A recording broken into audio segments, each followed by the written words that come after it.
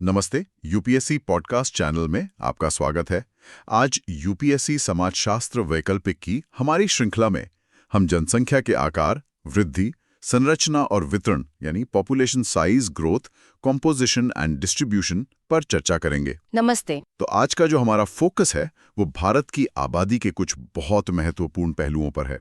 हमारे पास जो सामग्री है उसके आधार पर हम समझने की कोशिश करेंगे कि भाई भारत की जनसंख्या का साइज कैसे तय होता है, इसकी ग्रोथ के पीछे क्या कारण है, कॉम्पोजिशन कैसा है और ये पूरे देश में फैली हुई कैसे है, मतलब डिस्ट्रीब्यूशन क्या है। बिल्कुल, और ये विषय बहुत ही अहम है, न सिर्फ समाजशास्त्र के लिहाज से बल्कि देश की पूरी प्लानिंग और डेवलपमेंट को समझने के लिए भी ये बहुत ज़रूरी है।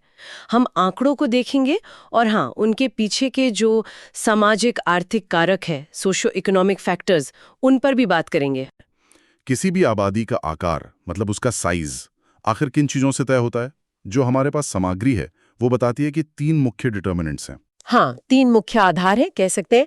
पहला है जन्म लेने वालों की संख्या, बर्थ्स या बर्थ रेट, मतलब आबादी में कितने नए लोग जुड़ रहे हैं। ठीक है। दूसरा है मरने वालों की संख्या, डेथ्स या मोर्टालिटी रेट, यानी कितने लोग कम हो रहे हैं। और तीसरा है प्रवासन, माइग्रेशन। इसमें दोनों चीजें आती हैं, कितने लोग देश छोड़कर जा रहे हैं और कितने बाहर से देश में आ रहे हैं। इन दोनों का जो नेट डिफरेंस होता है ना, हाँ, शुद्ध अंतर। हाँ, शुद्ध अंतर, उसे नेट माइग्रेशन कहते हैं। तो ये तीनों ही फैक्टर्स मिलकर किसी भी जगह की पॉपुलेशन के घटने या बढ़ने की रफ्तार और दिशा तय करते हैं। बिल्कुल। अब अगर भारत की कॉन्टेक्स्ट में देखें तो आंकड़े तो खैर बहुत बड़े हैं। 2011 का जो सेंसस था, जनगणना, हाँ, उसके हिसाब से भारत की आबादी करीब 12.5 करोड़ थी। हम दुनिया के दूसरे सबसे पॉपुलस देश बन गए और अब तो ये भी अनुमान है कि शायद 2025 तक हम चीन को भी पीछे छोड़ देंगे। ये आंकड़ा अपने आप में बहुत कुछ कहता है। इसके इम्प्लिकेशंस बहुत गहरे हैं। सोचिए, जब देश आजाद हुआ तब हमारी पॉपुलेशन थी लगभग 36 करोड़ 36 करोड़, हाँ। और आज हम 125 करोड़ से भी ज्यादा है। मतलब पिछले 70-75 सालों में 3 गुने से भी ज्यादा की बढ़ोतरी। और ये ग्रोथ रुकी नहीं है। स्रोतों के अनुसार हमारी जो वार्षिक वृद्धि दर है, एनुअल ग्रोथ रेट, वो अब भी लगभग 1.9% है। 1.9%। और ये आपने कहा रिप्लेसमेंट लेवल ग्रोथ रेट से ज्यादा है। ये रिप्लेसमेंट लेवल क्या होता है? हाँ, देखिए, रिप्लेसमेंट लेवल ग्रोथ रेट का मतलब है वो जन्म दर जिस पर आबादी सिर्फ खुद को बनाए रखती है। मतलब जितने लोग मर रहे हैं उतने ही नए बच्चे जन्म ले रहे हैं, तो आबादी बढ़ती नहीं, स्थिर रहती है। अच्छा। तो 1.9% की वृद्धि दर का मतलब है कि हम अभी भी उस लेवल से काफी ऊपर है और हमारी आबादी लगातार बढ़ रही है। तो जनसंख्या स्थिरीकरण, पॉपुलेशन स्टेबलाइजेशन, वो अभी दूर है। नेशनल पॉपुलेशन पॉलिसी 2000 ने तो इसके लिए पहले 2045 का लक्ष्य रखा था, जैसे स्रोत बताते हैं। हाँ, पहले लक्ष्य 2045 ही था, लेकिन बाद में इसे रिवाइज करके 2065 करना पड़ा। 2065? अच्छा। जी। ये दिखाता है कि पॉपुलेशन को स्थिर करना कितनी बड़ी चुनौती है और इसके लिए लगातार मतलब मल्टी प्रोंग्ड एफर्ट्स की जरूरत होगी। ये सिर्फ सरकारी नीतियों से नहीं होगा, इसमें सामाजिक आर्थिक विकास और लोगों की सोच में बदलाव, ये सब जरूरी है। अब बात करते हैं जनसंख्या की संरचना की, कॉम्पोजिशन की। भारत तो अपनी डाइवर्सिटी के लिए जाना जाता है और ये विविधता हमारी आबादी की संरचना में भी दिखती है। उम्र के लिहाज से अगर देखें तो हमारी आबादी कैसी है? यहाँ एक बहुत ही दिलचस्प और महत्वपूर्ण बात है। भारत की आबादी दुनिया की सबसे युवा आबादियों में से एक है। मतलब हमारी जनसंख्या का एक बहुत बड़ा हिस्सा युवाओं का है जो वर्किंग एज ग्रुप में आते हैं। हाँ, सुना है, डेमोग्राफिक डिविडेंड कहते हैं इसे। बिल्कुल, डेमोग्राफिक डिविडेंड या जनांकिकीय लाभांश। इसका मतलब यह है कि हमारे पास काम करने वाले हाथ यानी कमाने वाले लोग आश्रितों की तुलना में ज्यादा हैं। आश्रित मतलब बच्चे और बुजुर्ग। तो ये तो अच्छी बात हुई ना, पोटेंशियल है इसमें। हाँ, पोटेंशियल तो बहुत बड़ा है। ये एक बहुत बड़ा अवसर है। अगर हम इस युवा आबादी को अच्छी शिक्षा दे पाएं, सही स्किल्स दे पाएं और रोजगार के मौके पैदा कर सकें, तो ये देश के आर्थिक विकास को मतलब पंख लगा सकते हैं। लेकिन इसमें कोई लेकिन भी है। लेकिन ये है कि अगर हम इसमें चूक गए, अगर हम इन्हें सही दिशा और अवसर नहीं दे पाए, तो यही युवा आबादी एक बड़ी चुनौती बन सकती है। बेरोजगारी बढ़ेगी, असंतोष बढ़ेगा। तो ये डिविडेंड जो है, ये एक दो धारी तलवार की तरह है। इसका सही इस्तेमाल करना बहुत जरूरी है। समझ गया। अच्छा, उम्र के बाद एक और महत्वपूर्ण पहलू है लिंग अनुपात, सेक्स रेशियो। स्रोत बताते हैं कि ये आंकड़ा लगभग 940 है प्रति 1000 पुरुषों पर। हाँ, करीब 940 महिलाएं प्रति 1000 पुरुष, और ये वाकई चिंताजनक है। 940 ही तो राष्ट्रीय औसत है ना? जी हाँ, ये नेशनल एवरेज है। कई राज्यों में, खासकर उत्तर भारत के कुछ राज्यों में, स्थिति इससे भी कई ज्यादा खराब है। और ये जो स्क्यूड सेक्स रेशियो है, बिगड़ा हुआ लिंग अनुपात, ये कई गंभीर सामाजिक समस्याओं की जड़ बनता है। जैसे महिलाओं के खिलाफ अपराधों का बढ़ना, शादी ब्याह में दिक्कतें आना, सामाजिक तनाव बढ़ना। इसके पीछे कारण भी गहरे हैं। समाज में बेटे की चाह, सन प्रेफरेंस बहुत मजबूत है, और दुर्भाग्य से कन्या भ्रूण हत्या जैसी कुप्रथाएं भी इसके लिए जिम्मेदार हैं। अच्छा, अब धार्मिक संरचना, रिलीजियस कॉम्पोजिशन, इसके बारे में स्रोत क्या कहते हैं? 2011 की जनगणना के आंकड़ों के अनुसार भारत की लगभग 80% आबादी हिंदू है। 80%? हाँ। इसके बाद दूसरी सबसे बड़ी आबादी मुस्लिमों की है, जो करीब 14% है। 14%? जी। और बाकी के जो लगभग 6% बचे, उनमें ईसाई, सिख, बौद्ध, जैन और अन्य जो धार्मिक समुदाय हैं, वो सब शामिल हैं। तो ये आंकड़े भारत की जो धार्मिक विविधता है, उसे साफ तौर पर दिखाते हैं। वो साक्षरता दर, लिटरेसी रेट, स्रोत इसे करीब 75% बताते हैं। हाँ, लगभग 75%। आजादी के समय तो ये बहुत ही कम थी, तो उस लिहाज से देखें तो सुधार तो बहुत हुआ है। हाँ, वो तो है। लेकिन इसका दूसरा पहलू ये है कि आज भी हमारी करीब 1/4 आबादी साक्षर नहीं है, और इस 75% के आंकड़े के अंदर भी काफी असमानताएं हैं। अच्छा, किस तरह की असमानताएं?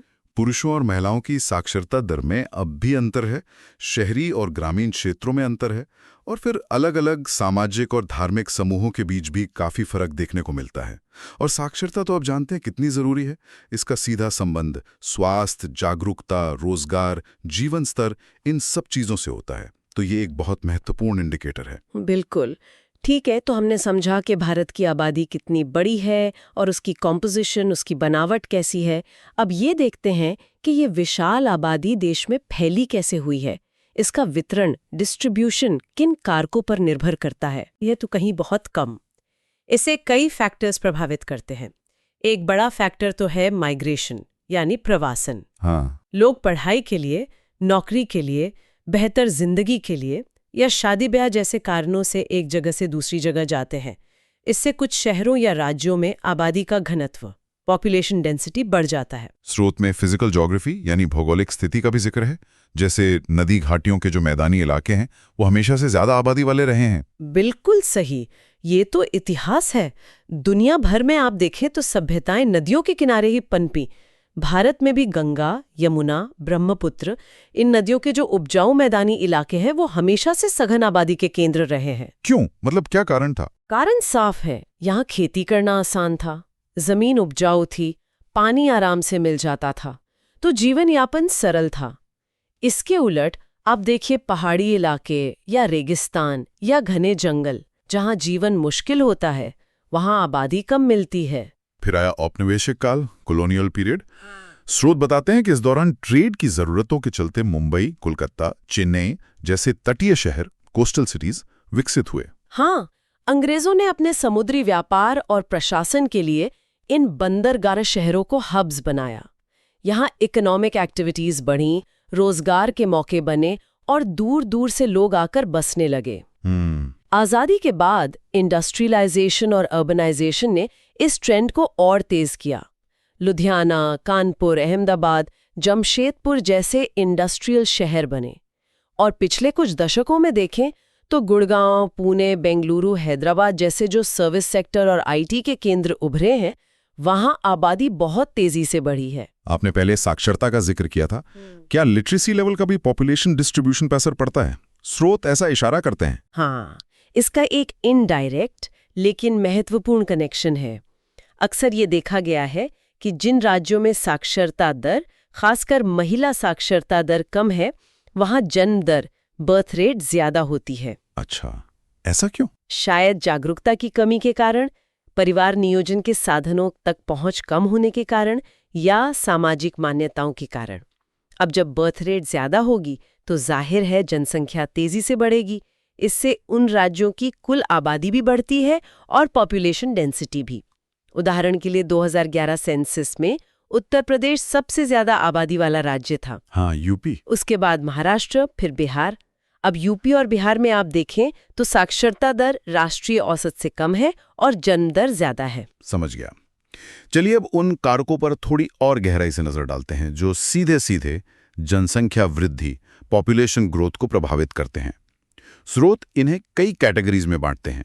सबसे पहले हैं जनांकीय कारक, डेमोग्राफिक फैक्टर्स। हाँ, इसमें मुख्य रूप से 2 चीजें आती हैं, जन्म दर, बर्थ रेट, और मृत्यु दर, मोर्टेलिटी रेट।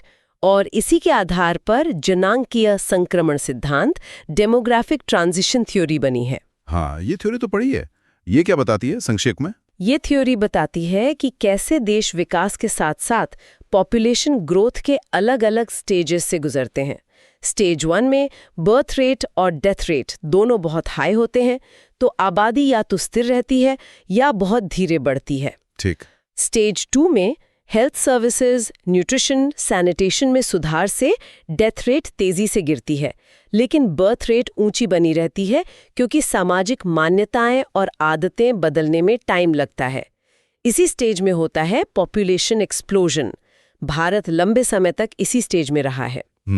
स्टेज 3 में एजुकेशन, अर्बनाइजेशन, महिलाओं की स्थिति में सुधार, फैमिली प्लानिंग के प्रसार से बर्थ रेट भी गिरने लगती है। और स्टेज 4 में बर्थ रेट और डेथ रेट दोनों कम हो जाते हैं और पॉपुलेशन ग्रोथ बहुत धीमी या स्थिर हो जाती है। कुछ डेवलप्ड देश तो अब स्टेज 5 में है, जहां बर्थ रेट, डेथ रेट से भी कम हो गई है और आबादी घटने लगी है। बहुत दिलचस्प। अच्छा, अगला कारक है इकोनॉमिक फैक्टर्स।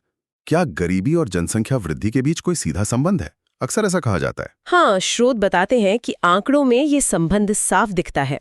2011 की जनगणना और नेशनल पॉपुलेशन रजिस्ट्रार के डेटा का विश्लेषण ये बताता है कि आमतौर पर जिन परिवारों की आर्थिक स्थिति कमजोर होती है, उनमें प्रति परिवार बच्चों की औसत संख्या ज्यादा होती है। इसके क्या कारण हो सकते हैं? कई कारण हो सकते हैं, जैसे बच्चों को भविष्य में कमाने वाला सदस्य मानना, बुढ़ापे के लिए सामाजिक सुरक्षा की कमी, मनोरंजन के साधनों का अभाव और फैमिली प्लानिंग सर्विसेज तक पहुंच या जानकारी की कमी वगैरह वगैरह। और राज्यों के स्तर पे भी ऐसा ही है? हाँ, बिल्कुल। जो राज्य आर्थिक रूप से पिछड़े हैं, जिन्हें EAG स्टेट्स कहा जाता है, एम्पावर्ड एक्शन ग्रुप स्टेट्स। हाँ, बिहार, यूपी, मध्य प्रदेश। हाँ, बिहार, झारखंड, मध्य प्रदेश, राजस्थान, उत्तर प्रदेश, उत्तराखंड, ओडिशा, छत्तीसगढ़, इन राज्यों में पॉपुलेशन ग्रोथ रेट भी ज्यादा पाई गई।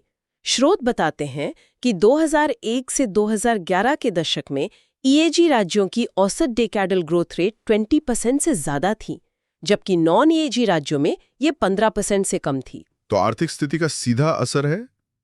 एजुकेशनल स्टेटस की भूमिका पर हमने पहले भी बात की थी। हाँ, और ये बहुत महत्वपूर्ण फैक्टर है।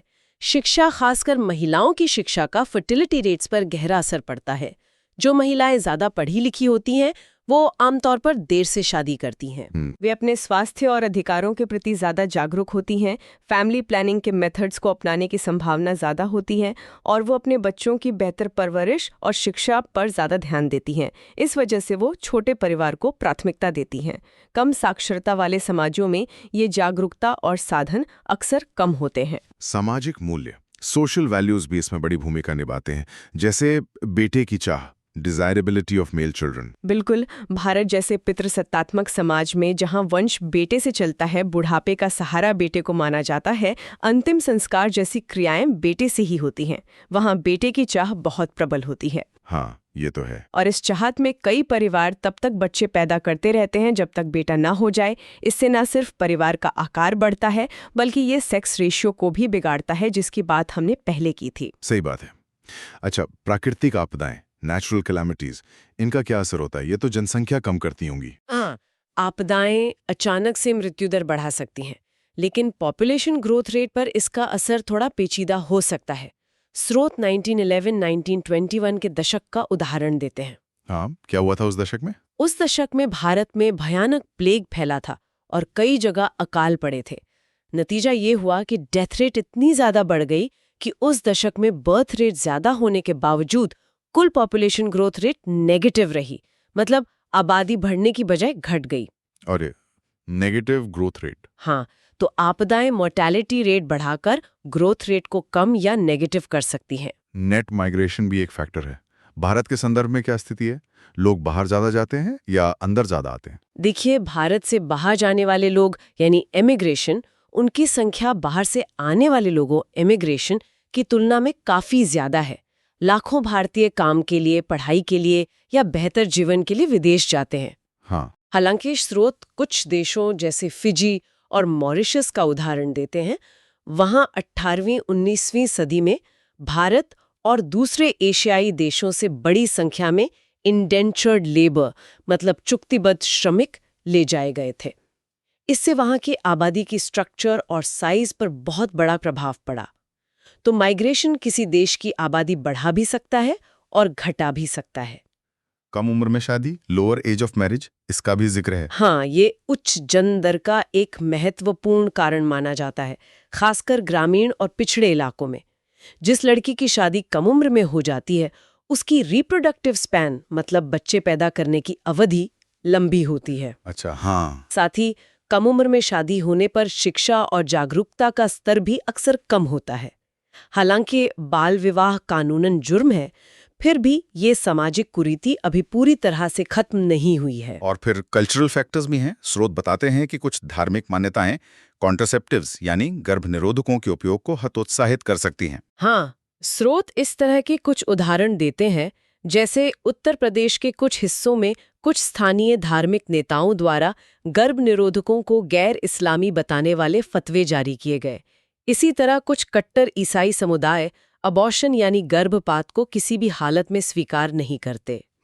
स्रोतों में 2012 में कनाडा में एक भारतीय मूल की डॉक्टर की दुखद मृत्यु का भी उल्लेख है, जहां गर्भपात की अनुमति न मिलना एक बड़ा मुद्दा बना था। एक दिलचस्प ऑब्जर्वेशन स्रोत यह भी करते हैं कि बौद्ध धर्म को छोड़कर दुनिया के लगभग सभी बड़े धर्म किसी न किसी रूप में अपने अनुयायियों को बढ़ो और फूलो फलो या ब्रीड एंड मल्टीप्लाई यानी संतान पैदा करने के लिए प्रोत्साहित करते हैं, या कम से कम इसे नेगेटिव दृष्टि से नहीं देखते। हालांकि ये बहुत संवेदनशील विषय है और इनमें बहुत वेरिएशंस भी हैं। बीमारियां, डिजीजेस भी जनसंख्या को प्रभावित करती हैं। बिल्कुल, जैसे स्रोत एड्स का उदाहरण देते हैं। कई अफ्रीकी देशों में एड्स ने मृत्यु दर को काफी बढ़ाया है और लाइफ एक्सपेक्टेंसी कम की है। दूसरी तरफ इसने यौन व्यवहार के प्रति सतर्कता भी बढ़ाई है, जिसका शायद भविष्य में बर्थ रेट पर भी कुछ असर पड़े। ये तो ज्यादातर वो कारक हुए जो वृद्धि को कंट्रोल करते हैं या मृत्यु दर से जुड़े हैं। क्या कुछ ऐसे पॉजिटिव कारक भी हैं जिन्होंने मृत्यु दर कम करके अप्रत्यक्ष रूप से जनसंख्या वृद्धि में योगदान दिया है, जैसे खाद्य उत्पादन में वृद्धि, increases in food production and distribution? निश्चित रूप से फूड प्रोडक्शन और डिस्ट्रीब्यूशन में सुधार एक बहुत बड़ा फैक्टर रहा है। ग्रीन रेवोल्यूशन और उसके बाद एग्रीकल्चरल टेक्नोलॉजी में जो सुधार हुए, उसने भारत को खाद्य उत्पादन में आत्मनिर्भर बनाया। हाँ, हरित क्रांति। जी, और पीडीएस पब्लिक डिस्ट्रीब्यूशन सिस्टम जैसी योजनाओं ने फूड इनसिक्योरिटी को कम करने में मदद की। इससे मैल न्यूट्रिशन और भूखमरी से होने वाली मौतें, खासकर बच्चों की मौतें, बहुत कम हुई हैं। और जब डेथ रेट कम होती है तो पॉपुलेशन ग्रोथ बढ़ती है। अगर बर्थ रेट कम ना हो तो इंफ्रास्ट्रक्चर का विकास जैसे ट्रांसपोर्ट और कम्युनिकेशन, इसका क्या योगदान रहा? इनका भी अहम योगदान है। बेहतर सड़कें, रेल नेटवर्क, तेज ट्रांसपोर्ट का मतलब है कि अकाल या बाढ़ जैसी आपदाओं के समय प्रभावित इलाकों तक मदद और अनाज जल्दी पहुंचाया जा सकता है। पहले की तरह लाखों लोग अब भूखमरी या महामारी से नहीं मरते। बेहतर कम्युनिकेशन से सूचना और जागरूकता भी तेजी से फैलती है। और बेहतर सैनिटेशन यानी स्वच्छता, साफ सफाई और स्वच्छता के प्रति बढ़ती जागरूकता और सरकारी प्रयासों जैसे स्वच्छ भारत अभियान का भी डेथ रेट कम करने में बड़ा योगदान है। साफ पीने के पानी की उपलब्धता और बेहतर सीवेज सिस्टम ने हैजा, टाइफॉइड, डायरिया जैसी पानी से होने वाली जानलेवा बीमारियों को काफी हद तक कंट्रोल किया है। तो ये सब कारक, बेहतर भोजन, इंफ्रास्ट्रक्चर, सैनिटेशन, हेल्थ सर्विसेज, इन सब ने मिलकर मृत्यु दर को काफी नीचे ला दिया है, जो उच्च जन्म दर के साथ मिलकर तेज जनसंख्या वृद्धि का कारण बना। अब एक बहुत ही महत्वपूर्ण पहलू पर आते हैं। इतनी तेज जनसंख्या वृद्धि के परिणाम क्या होते हैं? कॉन्सिक्वेंसेस। स्रोत हमें मैल्थुसीन हाइपोथेसिस की याद दिलाते हैं। ये तो समाजशास्त्र का एक क्लासिक सिद्धांत है। हाँ, थॉमस माल्थस ने बहुत पहले 18वीं सदी के अंत में ये चेतावनी दी थी। उनका सिद्धांत था कि आबादी बढ़ती है ज्योमेट्रिकली, मतलब 2, 4, 8, 16 ऐसे। हाँ, गुणोत्तर श्रेणी में। जबकि खाद्य संसाधन बढ़ते हैं अरिथमेटिकली, यानी 1, 2, 3, 4 ऐसे। उनका मानना था कि एक समय ऐसा आएगा जब आबादी इतनी बढ़ जाएगी कि खाने पीने के संसाधन कम पड़ जाएंगे। तो फिर क्या होगा? तब प्रकृति खुद पॉजिटिव चेक्स लगाएगी, जैसे भूखमरी, बीमारी, युद्ध, ताकि आबादी और संसाधनों के बीच संतुलन फिर से बन सके। हालांकि मैल्थस ने टेक्नोलॉजिकल डेवलपमेंट की क्षमता को शायद कम आंका था, जिससे फूड प्रोडक्शन उम्मीद से ज्यादा बढ़ा, लेकिन उनका जो मूल विचार था कि सीमित संसाधनों पर बढ़ती आबादी का दबाव पड़ता है, वो आज भी रेलेवेंट है। इसी से जुड़ा हुआ एक और सिद्धांत है, कैरिंग कैपेसिटी हाइपोथेसिस, वहन क्षमता परिकल्पना। हाँ, ये सिद्धांत कहता है कि हर एनवायरनमेंट या इकोसिस्टम की एक कैरिंग कैपेसिटी होती है, मतलब वो अधिकतम कितनी आबादी और उसकी एक्टिविटीज का बोझ बिना खराब हुए झेल सकता है। अगर आबादी बहुत तेजी से बढ़ती है और संसाधनों का अंधाधुंध इस्तेमाल करती है, तो वो इस कैरिंग कैपेसिटी को पार कर सकती है। और उसके परिणाम गंभीर हो सकते हैं। संसाधनों की कमी, पर्यावरण का खराब होना, पोल्यूशन और आखिरकार जीवन स्तर में गिरावट। ये तो हुए सैद्धांतिक पहलू। व्यावहारिक स्तर पर देश के विकास कार्यक्रमों पर क्या असर पड़ता है? स्रोत बताते हैं कि 5 ईयर प्लान्स और दूसरे डेवलपमेंटल प्रोग्राम्स के इम्प्लीमेंटेशन में दिक्कतें आती हैं। बिल्कुल आती हैं। सोचिए, सरकार योजना बनाती है कि अगले 5 साल में इतने स्कूल खोलने हैं, इतने अस्पताल बनाने हैं, इतनी नौकरियां पैदा करनी है, लेकिन जब तक योजना पूरी होती है तब तक आबादी और बढ़ चुकी होती है। हाँ, तो टारगेट पीछे रह जाता है। बिल्कुल। नतीजा, बनाए गए स्कूल, अस्पताल कम पड़ जाते हैं, नौकरियों के लिए दावेदार और बढ़ जाते हैं, लक्ष्य कभी पूरी तरह हासिल नहीं हो पाते। नेशनल इनकम भले ही बढ़े, लेकिन पर कैपिटा इनकम उतनी तेजी से नहीं बढ़ पाती जितनी बढ़नी चाहिए, क्योंकि उस आय को बांटने वाले लोग ज्यादा हो जाते हैं। विकास का लाभ फैल जाता है और उसका असर कम हो जाता है। पॉवर्टी यानी गरीबी से भी इसका गहरा नाता बताया गया है। हाँ, खासकर डेवलपिंग कंट्रीज में। द्वितीय विश्व युद्ध के बाद कई गरीब देशों में हेल्थ सर्विसेज में सुधार से डेथ रेट तो कम हो गई, लेकिन बर्थ रेट ऊंची बनी रही, जिससे आबादी बहुत तेजी से बढ़ी। इस तेज वृद्धि को उन देशों में गरीबी बने रहने या बढ़ने का एक बड़ा कारण माना जाता है। जब संसाधन सीमित हों और आबादी तेजी से बढ़े, तो सबको पर्याप्त भोजन, शिक्षा, स्वास्थ्य, रोजगार देना बहुत मुश्किल हो जाता है। और ये दुष्चक्र जैसा बन जाता है। हाँ, एक विशिष्ट साइकिल बन सकता है।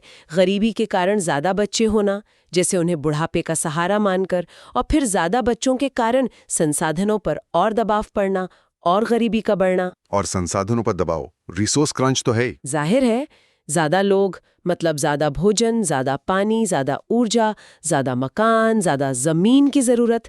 हमारे जो प्राकृतिक संसाधन है, पानी, जंगल, जमीन, खनिज, उन पर भारी दबाव पड़ता है।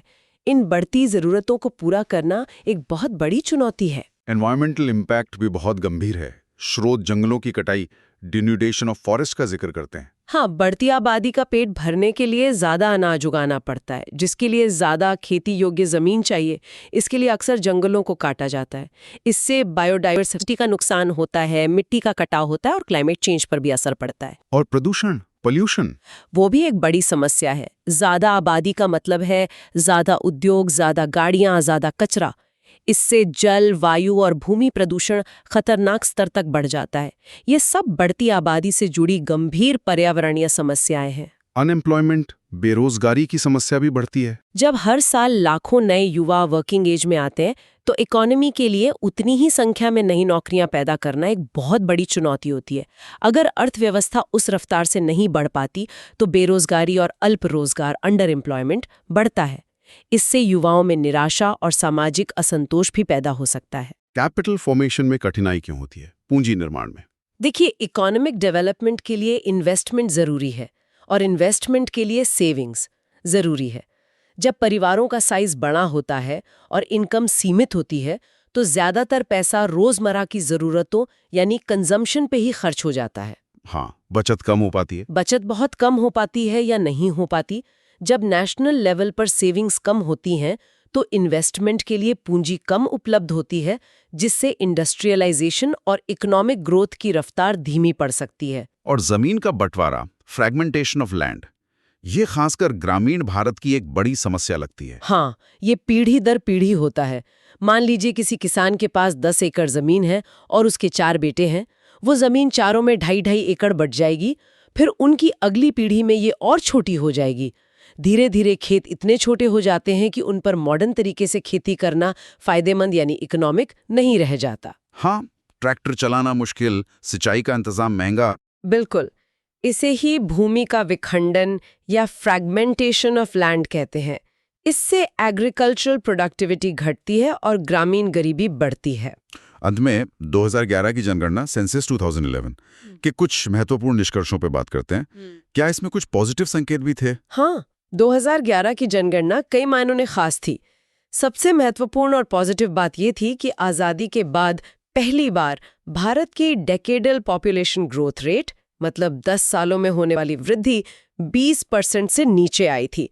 ये 17.7% दर्ज की गई। 17.7%, ये तो अच्छा संकेत है। हाँ, ये एक साफ संकेत था कि पॉपुलेशन ग्रोथ की रफ्तार अब धीमी पड़ रही है, हालांकि स्टेबलाइजेशन का लक्ष्य अभी भी दूर है। एक और दिलचस्प बात जो स्रोतों में है कि शहरी जनसंख्या वृद्धि दर, अर्बन पॉपुलेशन ग्रोथ रेट, ग्रामीण जनसंख्या वृद्धि दर, रूरल पॉपुलेशन ग्रोथ रेट से कम थी।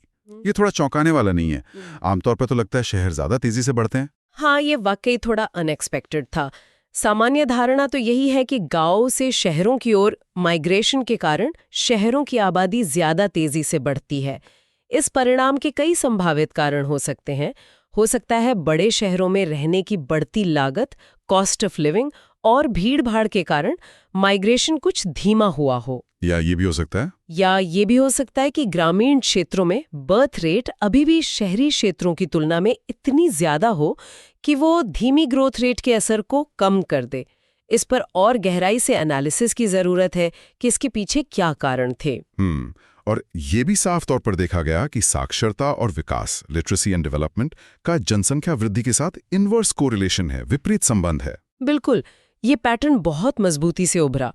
जिन राज्यों में साक्षरता दर, खासकर महिला साक्षरता और हेल्थ, पर कैपिटा इनकम जैसे दूसरे सोशल इंडिकेटर्स बेहतर थे, वहां पॉपुलेशन ग्रोथ रेट काफी कम पाई गई। जैसे केरल का उदाहरण है। हाँ, सबसे अच्छा उदाहरण केरल है। वहां साक्षरता और स्वास्थ्य के मानक देश में सबसे अच्छे हैं और वहां 2001-2011 के दशक में पॉपुलेशन ग्रोथ रेट सिर्फ 5% के आसपास रही, जो देश में सबसे कम थी। दूसरी ओर बिहार जैसे राज्य जो सोशो इकोनॉमिक इंडिकेटर्स पर पीछे हैं, वहां ग्रोथ रेट 25% से भी ज्यादा दर्ज की गई, जो बड़े राज्यों में सबसे अधिक थे। तो उससे क्या निष्कर्ष निकलता है? इससे ये बात और पुख्ता होती है कि शिक्षा, स्वास्थ्य, महिला सशक्तिकरण और ओवरऑल डेवलपमेंट ही पॉपुलेशन को नियंत्रित करने के सबसे प्रभावी और स्थायी उपाय हैं। तो इन सब बातों का निचोड़ क्या है? यही कि भारत की जनसंख्या का मुद्दा बहुत जटिल है, मल्टीलेयर्ड है। इसका आकार, इसकी वृद्धि दर, इसकी बनावट, इसका फैलाव, ये सब बातें आपस में गहराई से जुड़ी हुई हैं और देश के आज और कल पर बहुत गहरा असर डालती हैं। बिल्कुल सही कहा। इन आंकड़ों, रुझानों और उनके पीछे के कारणों और परिणामों को समझना भारत की चुनौतियों और अवसरों दोनों को समझने के लिए बेहद जरूरी है। हमारे सामने डेमोग्राफिक डिविडेंड का लाभ उठाने की चुनौती है, बिगड़ते लिंग अनुपात को सुधारने की जरूरत है, विकास के लाभ को सब तक समान रूप से पहुंचाने की आवश्यकता है, और ये सब करते हुए पर्यावरण को भी बचाना है ताकि विकास टिकाऊ, सस्टेनेबल हो सके। ये सब आपस में जुड़ी हुई बड़ी चुनौतियां हैं। ये स्पष्ट है कि भारत की जनसंख्या का मुद्दा केवल आंकड़ों का खेल नहीं, बल्कि देश के सामाजिक, आर्थिक और पर्यावरणीय भविष्य की कुंजी है। ये सोचने पर मजबूर करता है कि क्या हम अपने डेमोग्राफिक डिविडेंड रूपी अवसर का सही समय पर सही तरीके से लाभ उठा पाएंगे। चलिए आगे बढ़ते हैं। अच्छा, तो अब हम बात करेंगे पॉपुलेशन स्टडीज पर। नाम सुना सुना लगता है, पर ये सिर्फ लोगों को गिनने से कहीं ज्यादा है ना? हाँ, बिल्कुल। ये सुनने में शायद लगता हो कि बस हेड काउंट ले लिया, पर असल में ये बहुत गहरा सब्जेक्ट है। बेसिकली ये समझने की कोशिश है कि आबादी कैसे बढ़ रही है, क्यों बदल रही है और इसका हमारी जिंदगी पर, समाज पर, एनवायरनमेंट पर क्या असर पड़ रहा है। फर्टिलिटी, मोर्टेलिटी, माइग्रेशन, ये सब चीजें। एग्जैक्टली ये सिर्फ हेडकाउंट्स का मामला नहीं है। असल मकसद है लोगों की क्वालिटी ऑफ लाइफ को बेहतर बनाना। पॉपुलेशन स्टडीज हमें फर्टिलिटी, मोर्टेलिटी, माइग्रेशन यानी जन्म दर, मृत्यु दर और लोग कहाँ से कहाँ जा रहे हैं, इन ट्रेंड्स को समझने में मदद करती है। अच्छा, हेल्थ केयर में सोचें तो पॉपुलेशन स्टडी का मतलब हो सकता है कि किसी खास ग्रुप, मान लीजिए एक खास उम्र के लोग या डायबिटीज के मरीज पर किसी दवा का असर देखना या किसी बीमारी का रिस्क जानना, ये ह्यूमन पॉपुलेशंस की साइंटिफिक स्टडी है एक तरह से। अच्छा, तो ये काफी फैला हुआ फील्ड है। मतलब सिर्फ गिनती नहीं बल्कि population dynamics, fertility trends, family structures कैसे बदल रहे हैं, हेल्थ और एजिंग के पैटर्न्स। हाँ, मोर्टेलिटी के कारण ह्यूमन कैपिटल यानी लोगों की स्किल्स और एजुकेशन, लेबर मार्केट्स पर इसका असर, ये सब कुछ इसमें आ जाता है। सुनने में लगता है काफी कुछ है इसमें, मतलब हैवी लगता है थोड़ा। हाँ है तो, और रिसर्चर्स सिर्फ क्या हो रहा है ये नहीं देखते, बल्कि कैसे स्टडी करें इस पर भी फोकस करते हैं। मेथड्स भी इंपॉर्टेंट है, और ये अकेला फील्ड नहीं है, इंटरडिसिप्लिनरी है। इंटरडिसिप्लिनरी मतलब कई सारे फील्ड्स मिलकर इसमें योगदान देते हैं। Demography, epidemiology, sociology, economics, anthropology, इन सब के एक्सपर्ट्स मिलकर पॉपुलेशन को समझने की कोशिश करते हैं, जैसे पजल के अलग अलग टुकड़े जोड़ना। तो बिल्कुल बेसिक लेवल पे आते हैं। पॉपुलेशन क्या है? जनरली एक ही ज्योग्राफिकल एरिया में रहने वाले एक ही स्पीशीज के लोग जो आपस में रिप्रोड्यूस कर सकते हैं, यही है ना? हाँ, वो बायोलॉजिकल डेफिनेशन है, पर स्टडीज में हम अक्सर डिफाइंड पॉपुलेशंस की बात करते हैं। अच्छा, डिफाइंड पॉपुलेशंस? ये क्या होता है? डिफाइंड पॉपुलेशन स्टडीज वो हैं जो किसी खास टारगेट ग्रुप पर फोकस करती हैं, जैसे किसी शहर की महिलाएं या किसी खास एथनिक ग्रुप के बच्चे, और फिर देखते हैं कि किसी इंटरवेंशन, मान लीजिए कोई सरकारी हेल्थ स्कीम या एजुकेशनल प्रोग्राम का उन पर क्या असर हुआ। ओ, जैसे कोई योजना कितनी कारगर है ये देखना। बिल्कुल, इससे पता चलता है कि कौन सी पॉलिसी काम कर रही है, किसके लिए कर रही है, और क्या ये तरीका दूसरी जगहों पर भी अपनाया जा सकता है। इससे हम स्पेसिफिक ग्रुप्स की जरूरतों को बेहतर समझ पाते हैं, मेथड्स वैलिडेट होते हैं। अरे वाह! तो इसका मतलब ये डेटा सीधे सीधे सरकारी फैसलों पर असर डालता है, जैसे सरकार बजट में पैसा कहाँ लगाएगी, कहाँ नए स्कूल या अस्पताल खुलने चाहिए या कहाँ मदद भेजनी है। ये तो काफी पावरफुल चीज हुई। एग्जैक्टली। गवर्नमेंट्स इसी डेटा के आधार पर फंड्स एलोकेट करती हैं, पॉलिसीज बनाती हैं, और सिर्फ सरकारें ही नहीं। हाँ, और कौन? एडवर्टाइजिंग और इकोनॉमिक्स वाले भी इसे खूब यूज करते हैं। सोचिए कोई कंपनी अपना नया प्रोडक्ट लॉन्च कर रही है, उन्हें जानना होगा कि किस इलाके में किस एज ग्रुप के लोग उसे ज्यादा खरीद सकते हैं। हाँ, सही बात है। मार्केटिंग स्ट्रैटेजी इसी पर बनती होगी। बिल्कुल। हाँ। ये सब डेमोग्राफिक स्टैटिस्टिक्स से पता चलता है, कहाँ युवा ज्यादा हैं, कहाँ मिडिल एज्ड, कहाँ बुजुर्ग। ये मार्केटिंग स्ट्रैटेजीज तय करने में मदद करता है। ओहो, मतलब जब वो सर्वे वाले घर आते हैं या खासकर गवर्नमेंट सेंसस वाले, तो उनको सही जानकारी देना कितना जरूरी है।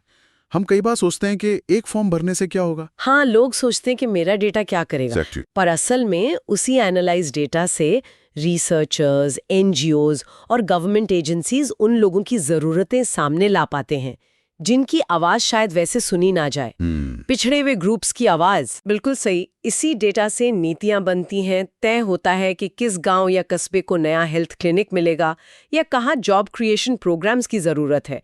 एक उदाहरण लेते हैं। हाँ, बताइए। मान लीजिए किसी दूर दराज के आदिवासी इलाके में बच्चों में मैल न्यूट्रिशन का रेट ज्यादा है।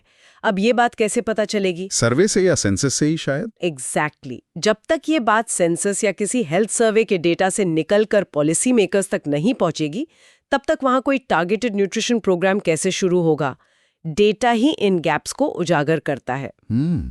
तो ये स्टडीज हमें पॉपुलेशन ग्रोथ के प्रोसेस और उसके असर के बारे में मतलब जागरूक करती हैं, हमारी क्वालिटी ऑफ लाइफ और एनवायरनमेंट पे क्या इम्पैक्ट पड़ रहा है। हाँ, और ये असर हम रोजमर्रा की जिंदगी में देखते भी हैं। बिल्कुल।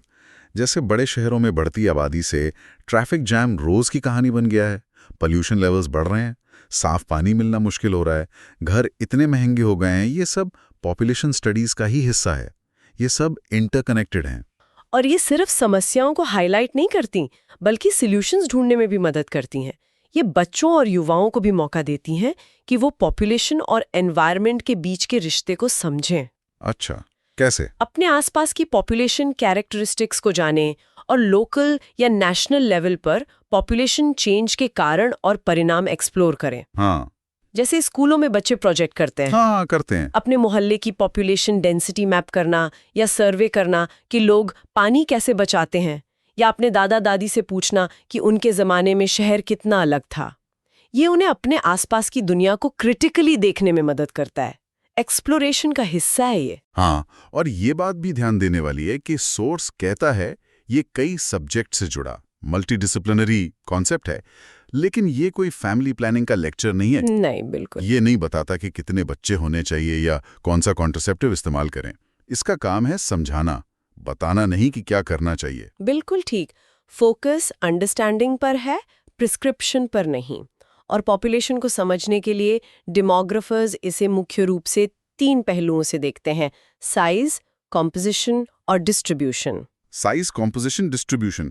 अच्छा, ये 3 मेन पिलर्स हैं। हाँ, ये 3 पिलर्स हैं पॉपुलेशन एनालिसिस के। ठीक है, तो इन्हें थोड़ा खोलते हैं।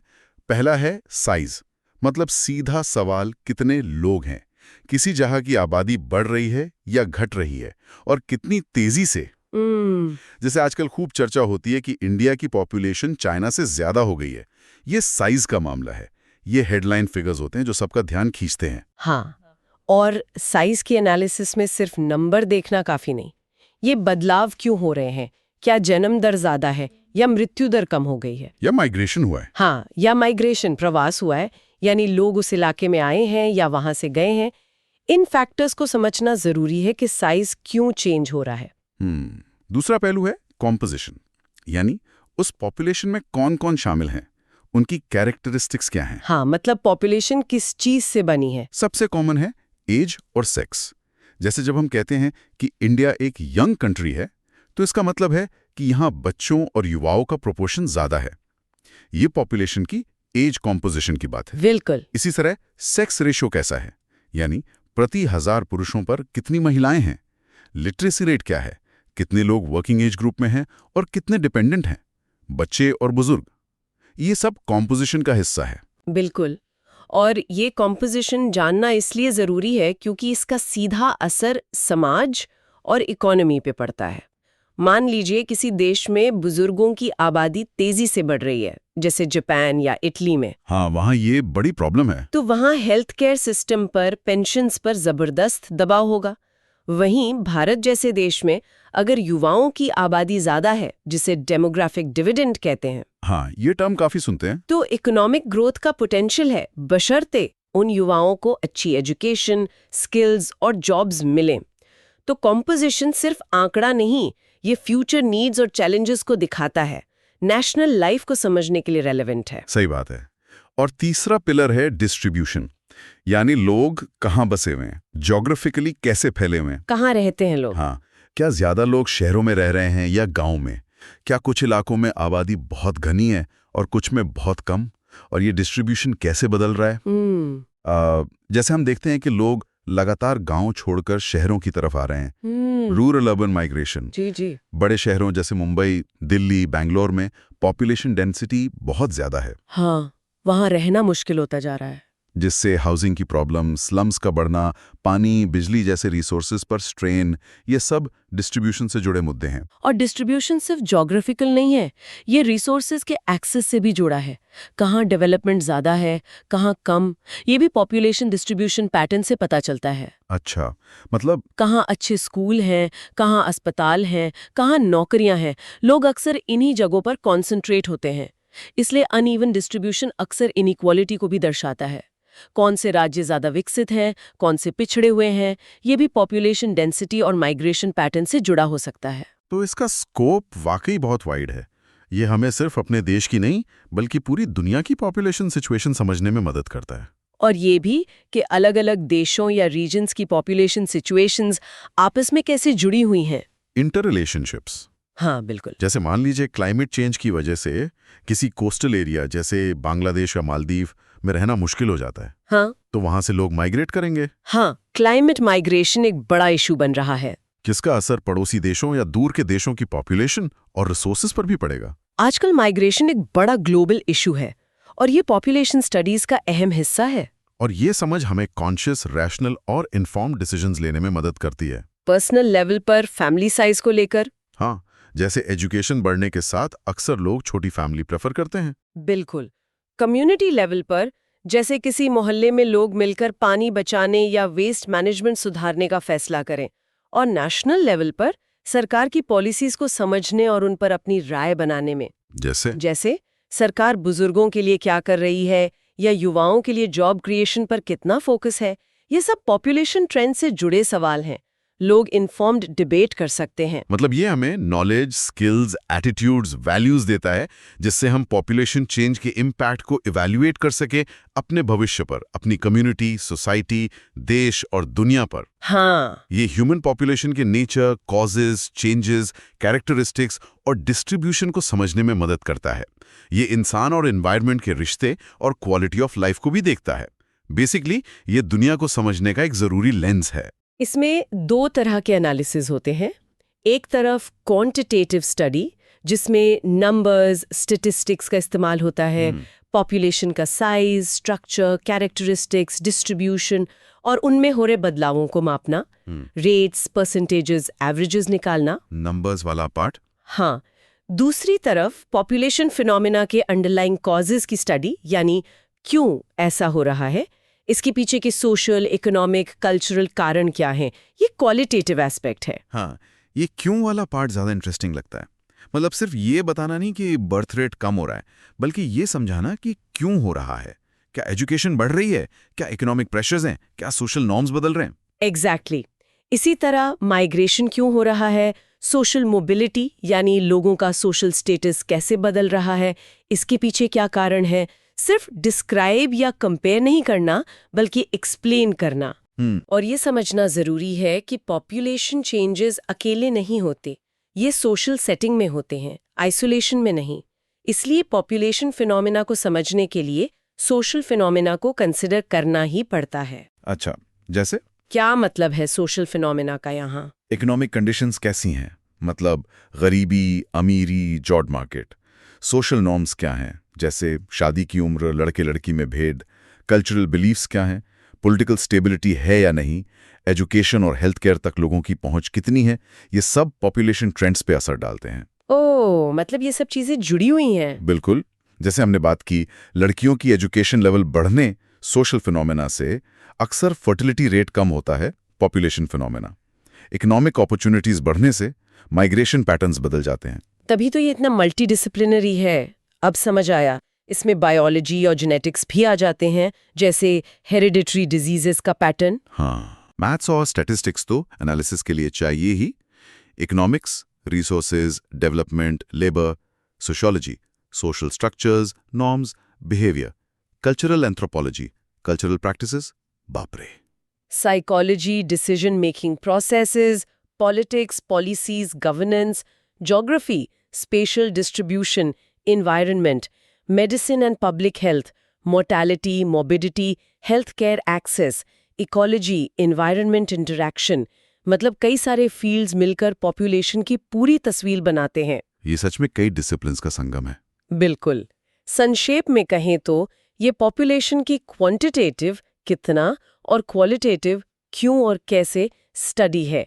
साइज, स्ट्रक्चर, कैरेक्टरिस्टिक्स, डिस्ट्रीब्यूशन के साथ साथ fertility, mortality, migration, social mobility जैसे प्रोसेसेस को भी कवर करती है। और इसका नेचर मल्टीडिसिप्लिनरी है, जो इसे बाकी साइंसेस से जोड़ता है।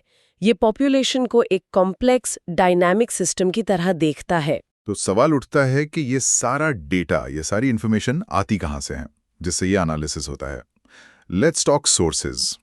सबसे पहला और शायद सबसे जाना माना सोर्स है सेंसस, यानी जनगणना। हम सब ने इसके बारे में सुना है, स्कूल में भी पढ़ा है। हाँ, सेंसस को टेक्निकली डिफाइन करें तो वीएम दंदालेकर की डेफिनेशन के हिसाब से ये एक प्रोसेस है जिसमें किसी देश या उसके एक तय हिस्से में एक खास समय पर रहने वाले सभी लोगों से जुड़े डेमोग्राफिक, इकोनॉमिक और सोशल डेटा को कलेक्ट, कंपाइल, इवैल्यूएट, एनालाइज और पब्लिश किया जाता है। इवैल्यूएट और एनालाइज भी, सिर्फ कलेक्ट करना नहीं। हाँ, उनकी डेफिनेशन में ये इवैल्यूएशन और एनालाइज पर भी जोर है। इसमें लोगों की उम्र, लिंग, कहाँ रहते हैं, क्या काम करते हैं, कितने पढ़े लिखे हैं, शादीशुदा हैं या नहीं, उनके घर में क्या सुविधाएं हैं, ऐसी ढेरों जानकारी होती है। और ये सिस्टमैटिकली होता है, रेगुलरली होता है, जैसे भारत में हर 10 साल पर। हालांकि पिछली वाली कोविड के कारण डिले हुई। हाँ, वही। ये एक ऑफिशियल काउंट है। यूएन डेफिनेशन के हिसाब से इसके कुछ इसेंशियल फीचर्स हैं।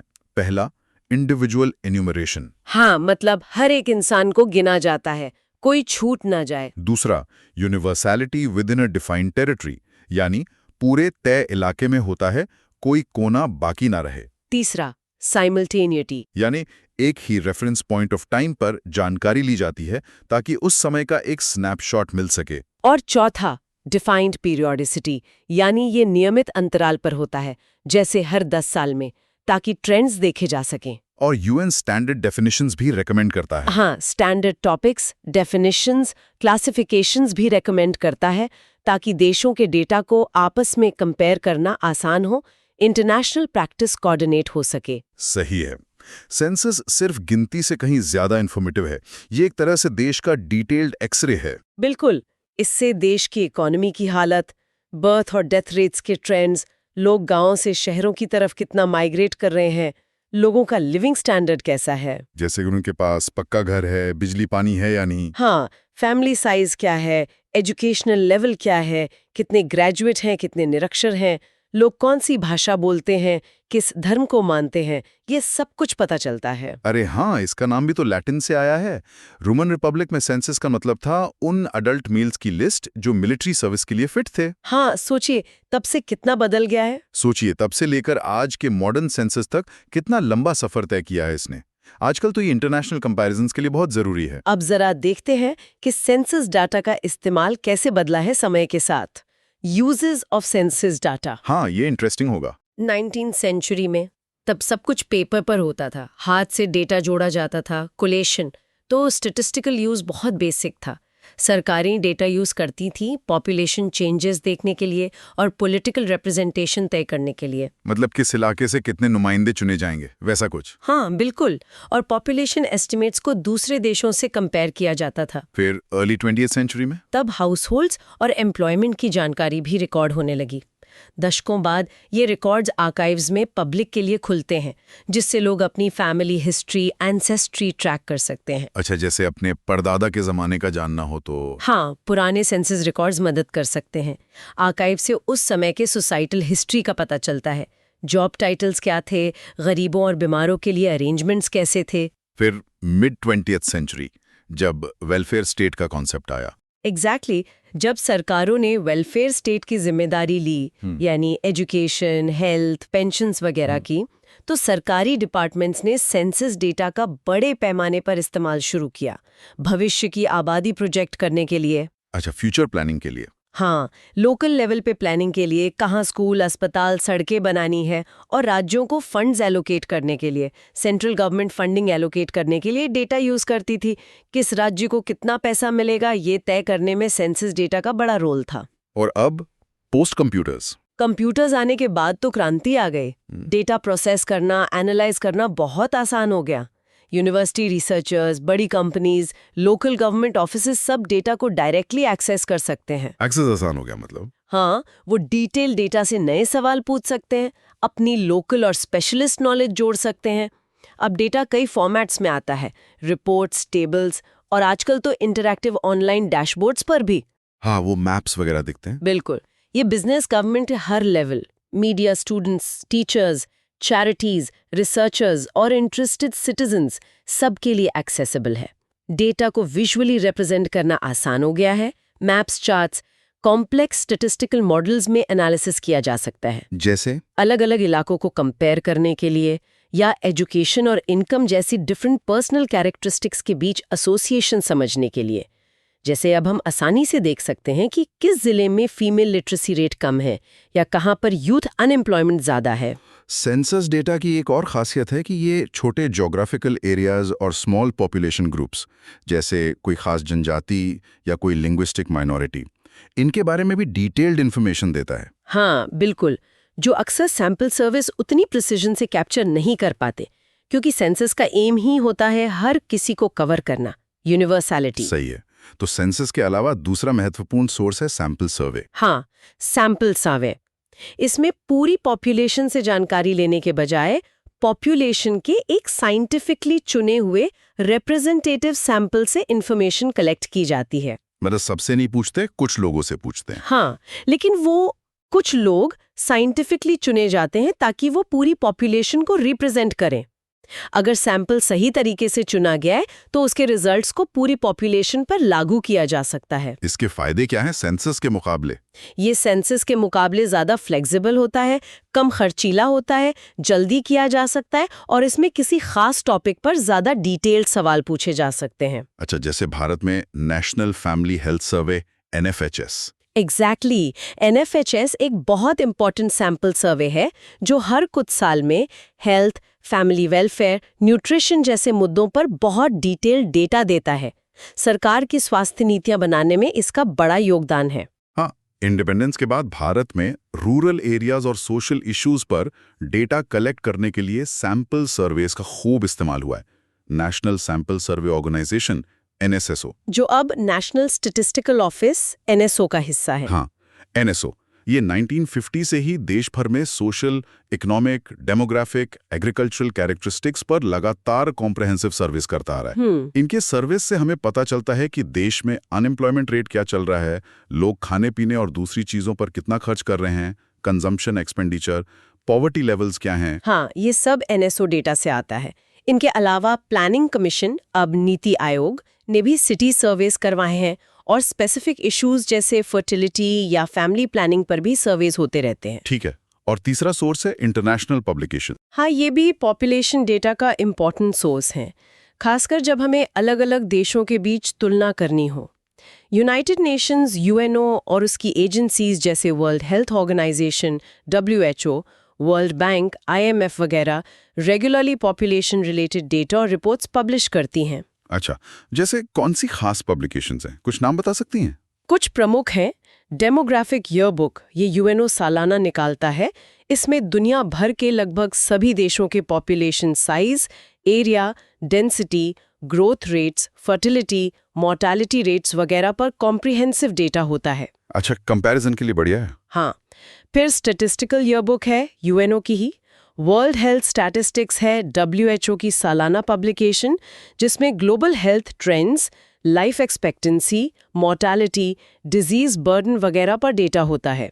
WHO की एपिडेमियोलॉजिकल एंड वाइटल रिकॉर्ड्स जैसी मंथली पब्लिकेशंस भी होती हैं। और वर्ल्ड बैंक का भी कुछ है? हाँ, वर्ल्ड बैंक का वर्ल्ड डेवलपमेंट इंडिकेटर्स डेटाबेस भी बहुत यूजफुल है। तो इनका फायदा क्या है, मतलब इंटरनेशनल कंपैरिजन के लिए? बिल्कुल, जैसे अगर हमें देखना हो कि इंडिया में लाइफ एक्सपेक्टेंसी या इन्फेंट मोर्टैलिटी रेट हमारे पड़ोसी देशों जैसे बांग्लादेश, पाकिस्तान, श्रीलंका या फिर डेवलप्ड कंट्रीज के मुकाबले कैसी है, तो इन इंटरनेशनल पब्लिकेशंस का डेटा बहुत काम आता है। ये हमें ग्लोबल कॉन्टेक्स्ट समझने में मदद करते हैं। तो ये था पॉपुलेशन स्टडीज, उसकी इंपॉर्टेंस, स्कोप, उसके पिलर्स, साइज, कंपोजिशन, डिस्ट्रीब्यूशन और डेटा के main sources, census, sample surveys और इंटरनेशनल पब्लिकेशंस का एक ओवरव्यू। काफी डिटेल में बात हुई। सेंसस की कहानी तो वाकई दिलचस्प है, कैसे वक्त के साथ उसका इस्तेमाल बदला है। हाँ, काफ़ी ग्राउंड कवर किया हमने।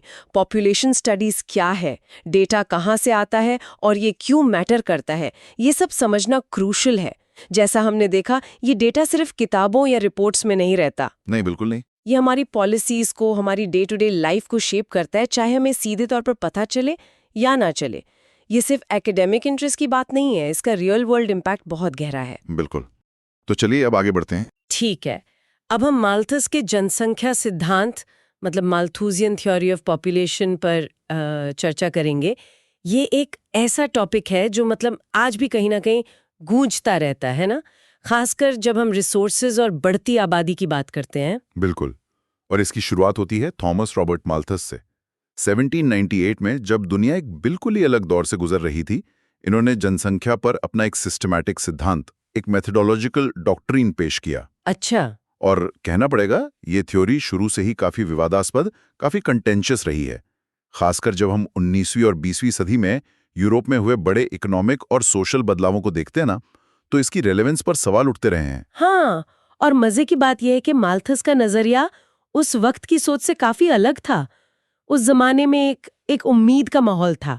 लोग सोच रहे थे कि इंसान तरक्की करके एक यूटोपियन सोसाइटी यानी एक आदर्श समाज बना सकता है, हाँ हाँ, जिसे उनके पिता डैनियल माल्थस और विचारक विलियम गॉडविन का मानना था कि अगर समाज की बनाई रुकावटें जैसे बुरी सरकारें या इनइक्वालिटी हटा दी जाएं तो इंसान खुशहाल हो सकता है।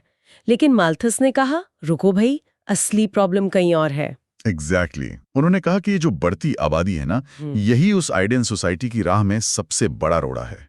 उनका मानना था कि इंसानी आबादी बढ़ने की जो रफ्तार है वो धरती की भोजन पैदा करने की क्षमता से कहीं ज्यादा तेज है। उनका वो फेमस कोट है, population is indefinitely greater than the power in the earth to produce subsistence for man. इसे उन्होंने एक तरह से कुदरत का कानून माना। और क्योंकि वो खुद एक पादरी थे, क्लेरिक थे, तो उन्होंने इसमें एक नैतिक मतलब मॉरल एंगल भी जोड़ दिया। उन्हें लगता था कि ये ईश्वर की तरफ से लगाया गया एक तरह का रिस्ट्रिक्शन है ताकि इंसान ज्यादा मेहनत करे, जिम्मेदार बने और वर्चुअस जीवन जिए। हाँ, मतलब जरूरतें बढ़ेंगी तो इंसान हाथ पैर मारेगा, आलस छोड़ेगा, ये सोच थी। सही। हाँ, ये उनकी सोच का एक अहम पहलू था। लेकिन उनकी जो मुख्य चेतावनी थी, मेन वार्निंग, वो बहुत साफ थी। अगर आबादी इसी रफ्तार से बढ़ती रही तो फूड सप्लाई पर दबाव इतना भयानक होगा कि ये किसी भी आदर्श समाज के सपने को चकनाचूर कर देगा। और नतीजा क्या होगा? चारों तरफ निराशा, डिप्रेशन, गरीबी और दुख। उनके इस निराशावादी सिनिकल नजरिए की वजह से उनकी बहुत आलोचना हुई, खासकर उन लोगों ने की जो इंसानियत की बेहतरी में यकीन रखते थे। अच्छा। कहते हैं कि इसी आलोचना के जवाब में और अपनी बात को पुख्ता करने के लिए उन्होंने आंकड़े जुटाने यूरोप की यात्रा भी की थी। तो चलिए उनके मूल सिद्धांत, कोर आर्ग्यूमेंट को थोड़ा और गहराई से समझते हैं। ये पूरा खेल पॉपुलेशन ग्रोथ और फूड सप्लाई के बीच के रिश्ते का है ना? बिल्कुल। माल्थस की थ्योरी का दिल यही है। उन्होंने इस रिश्ते को गणित के दो अलग-अलग रेशो से समझाया, जो सुनने में बड़ा दिलचस्प लगता है। उन्होंने कहा कि जनसंख्या बढ़ती है गुणोत्तर श्रेणी, ज्योमेट्रिकली, या कह लें एक्सपोनेंशियली। एक्सपोनेंशियली मतलब दोगुनी रफ्तार से, 1 से 2, 2 से 4, 4 से 8, 8 से 16, 16 से 32, और ये बढ़ोतरी उन्होंने कहा हर 25 साल में हो सकती है। हर 25 साल में डबल। सोचिए जरा, आज के हिसाब से देखें तो जैसे एक परिवार में दादा दादी के मान लीजिए 6 बच्चे हुए, फिर उन 6 बच्चों के औसतन 3-3 बच्चे हुए, तो अगली पीढ़ी में 18 हो गए, फिर उनके बच्चे। अरे बाप रे, ये संख्या कितनी तेजी से बढ़ सकती है। हाँ, एक्सपोनेंशियल ग्रोथ का यही मतलब है, चीजें बहुत तेजी से कंपाउंड होती हैं। और दूसरी तरफ है भोजन आपूर्ति, सब्सिस्टेंस। माल्थस के अनुसार ये बढ़ती है अंक गणितीय श्रेणी में, अरिथमेटिकली, यानी एक सीधी धीमी रफ्तार से, 1, 2, 3, 4, 5, हर साल या हर कुछ सालों में बस थोड़ा थोड़ा इजाफा। पर ऐसा क्यों? मतलब खाना इतनी धीरे क्यों बढ़ेगा? क्योंकि जमीन तो सीमित है ना? आप खेती की तकनीकें थोड़ी बेहतर कर सकते हैं, लेकिन नई जमीन कहां से लाएंगे? जमीन तो उतनी ही रहेगी। इसे अर्थशास्त्र में लॉ ऑफ डिमिनिशिंग रिटर्न्स भी कहते हैं। मतलब एक पॉइंट के बाद आप चाहे जितनी खाद या पानी डालो, पैदावार उतनी तेजी से नहीं बढ़ती। अच्छा, समझ गई। अब यहीं पर असली प्रॉब्लम खड़ी होती है। अगर मान लीजिए 100 साल में आबादी 16 गुना बढ़ गई, ज्योमेट्रिक प्रोग्रेशन 1, 2, 4, 8, 16, लेकिन खाना सिर्फ 5 गुना बढ़ा, अरिथमेटिक प्रोग्रेशन 1, 2, 3, 4, 5, तो जाहिर है कि सबके लिए खाना कम पड़ जाएगा। बिल्कुल, ये जो असंतुलन है, ये डिसहार्मनी, माल्थस के हिसाब से यही वाइड स्प्रेड पॉवर्टी और स्टारवेशन की जड़ है। पूरा सिस्टम चरमरा जाएगा। हाँ, ये तो लॉजिकल लगता है अगर उनके हिसाब से सोचें तो। बिल्कुल। और इसी संभावित तबाही या डेसोलेशन को टालने के लिए, या यूं कहें कि जनसंख्या को काबू में रखने के लिए, माल्थस ने 2 तरह के चेक्स यानी नियंत्रणों का जिक्र किया। इन्हें उन्होंने कहा प्रिवेंटिव चेक्स, निवारक उपाय, और पॉजिटिव चेक्स, सकारात्मक या प्राकृतिक रोक। ओके, तो पहले प्रिवेंटिव चेक्स की बात करते हैं। ये वो तरीके हैं जिनसे इंसान खुद बर्थ रेट को कम करने की कोशिश कर सकता है।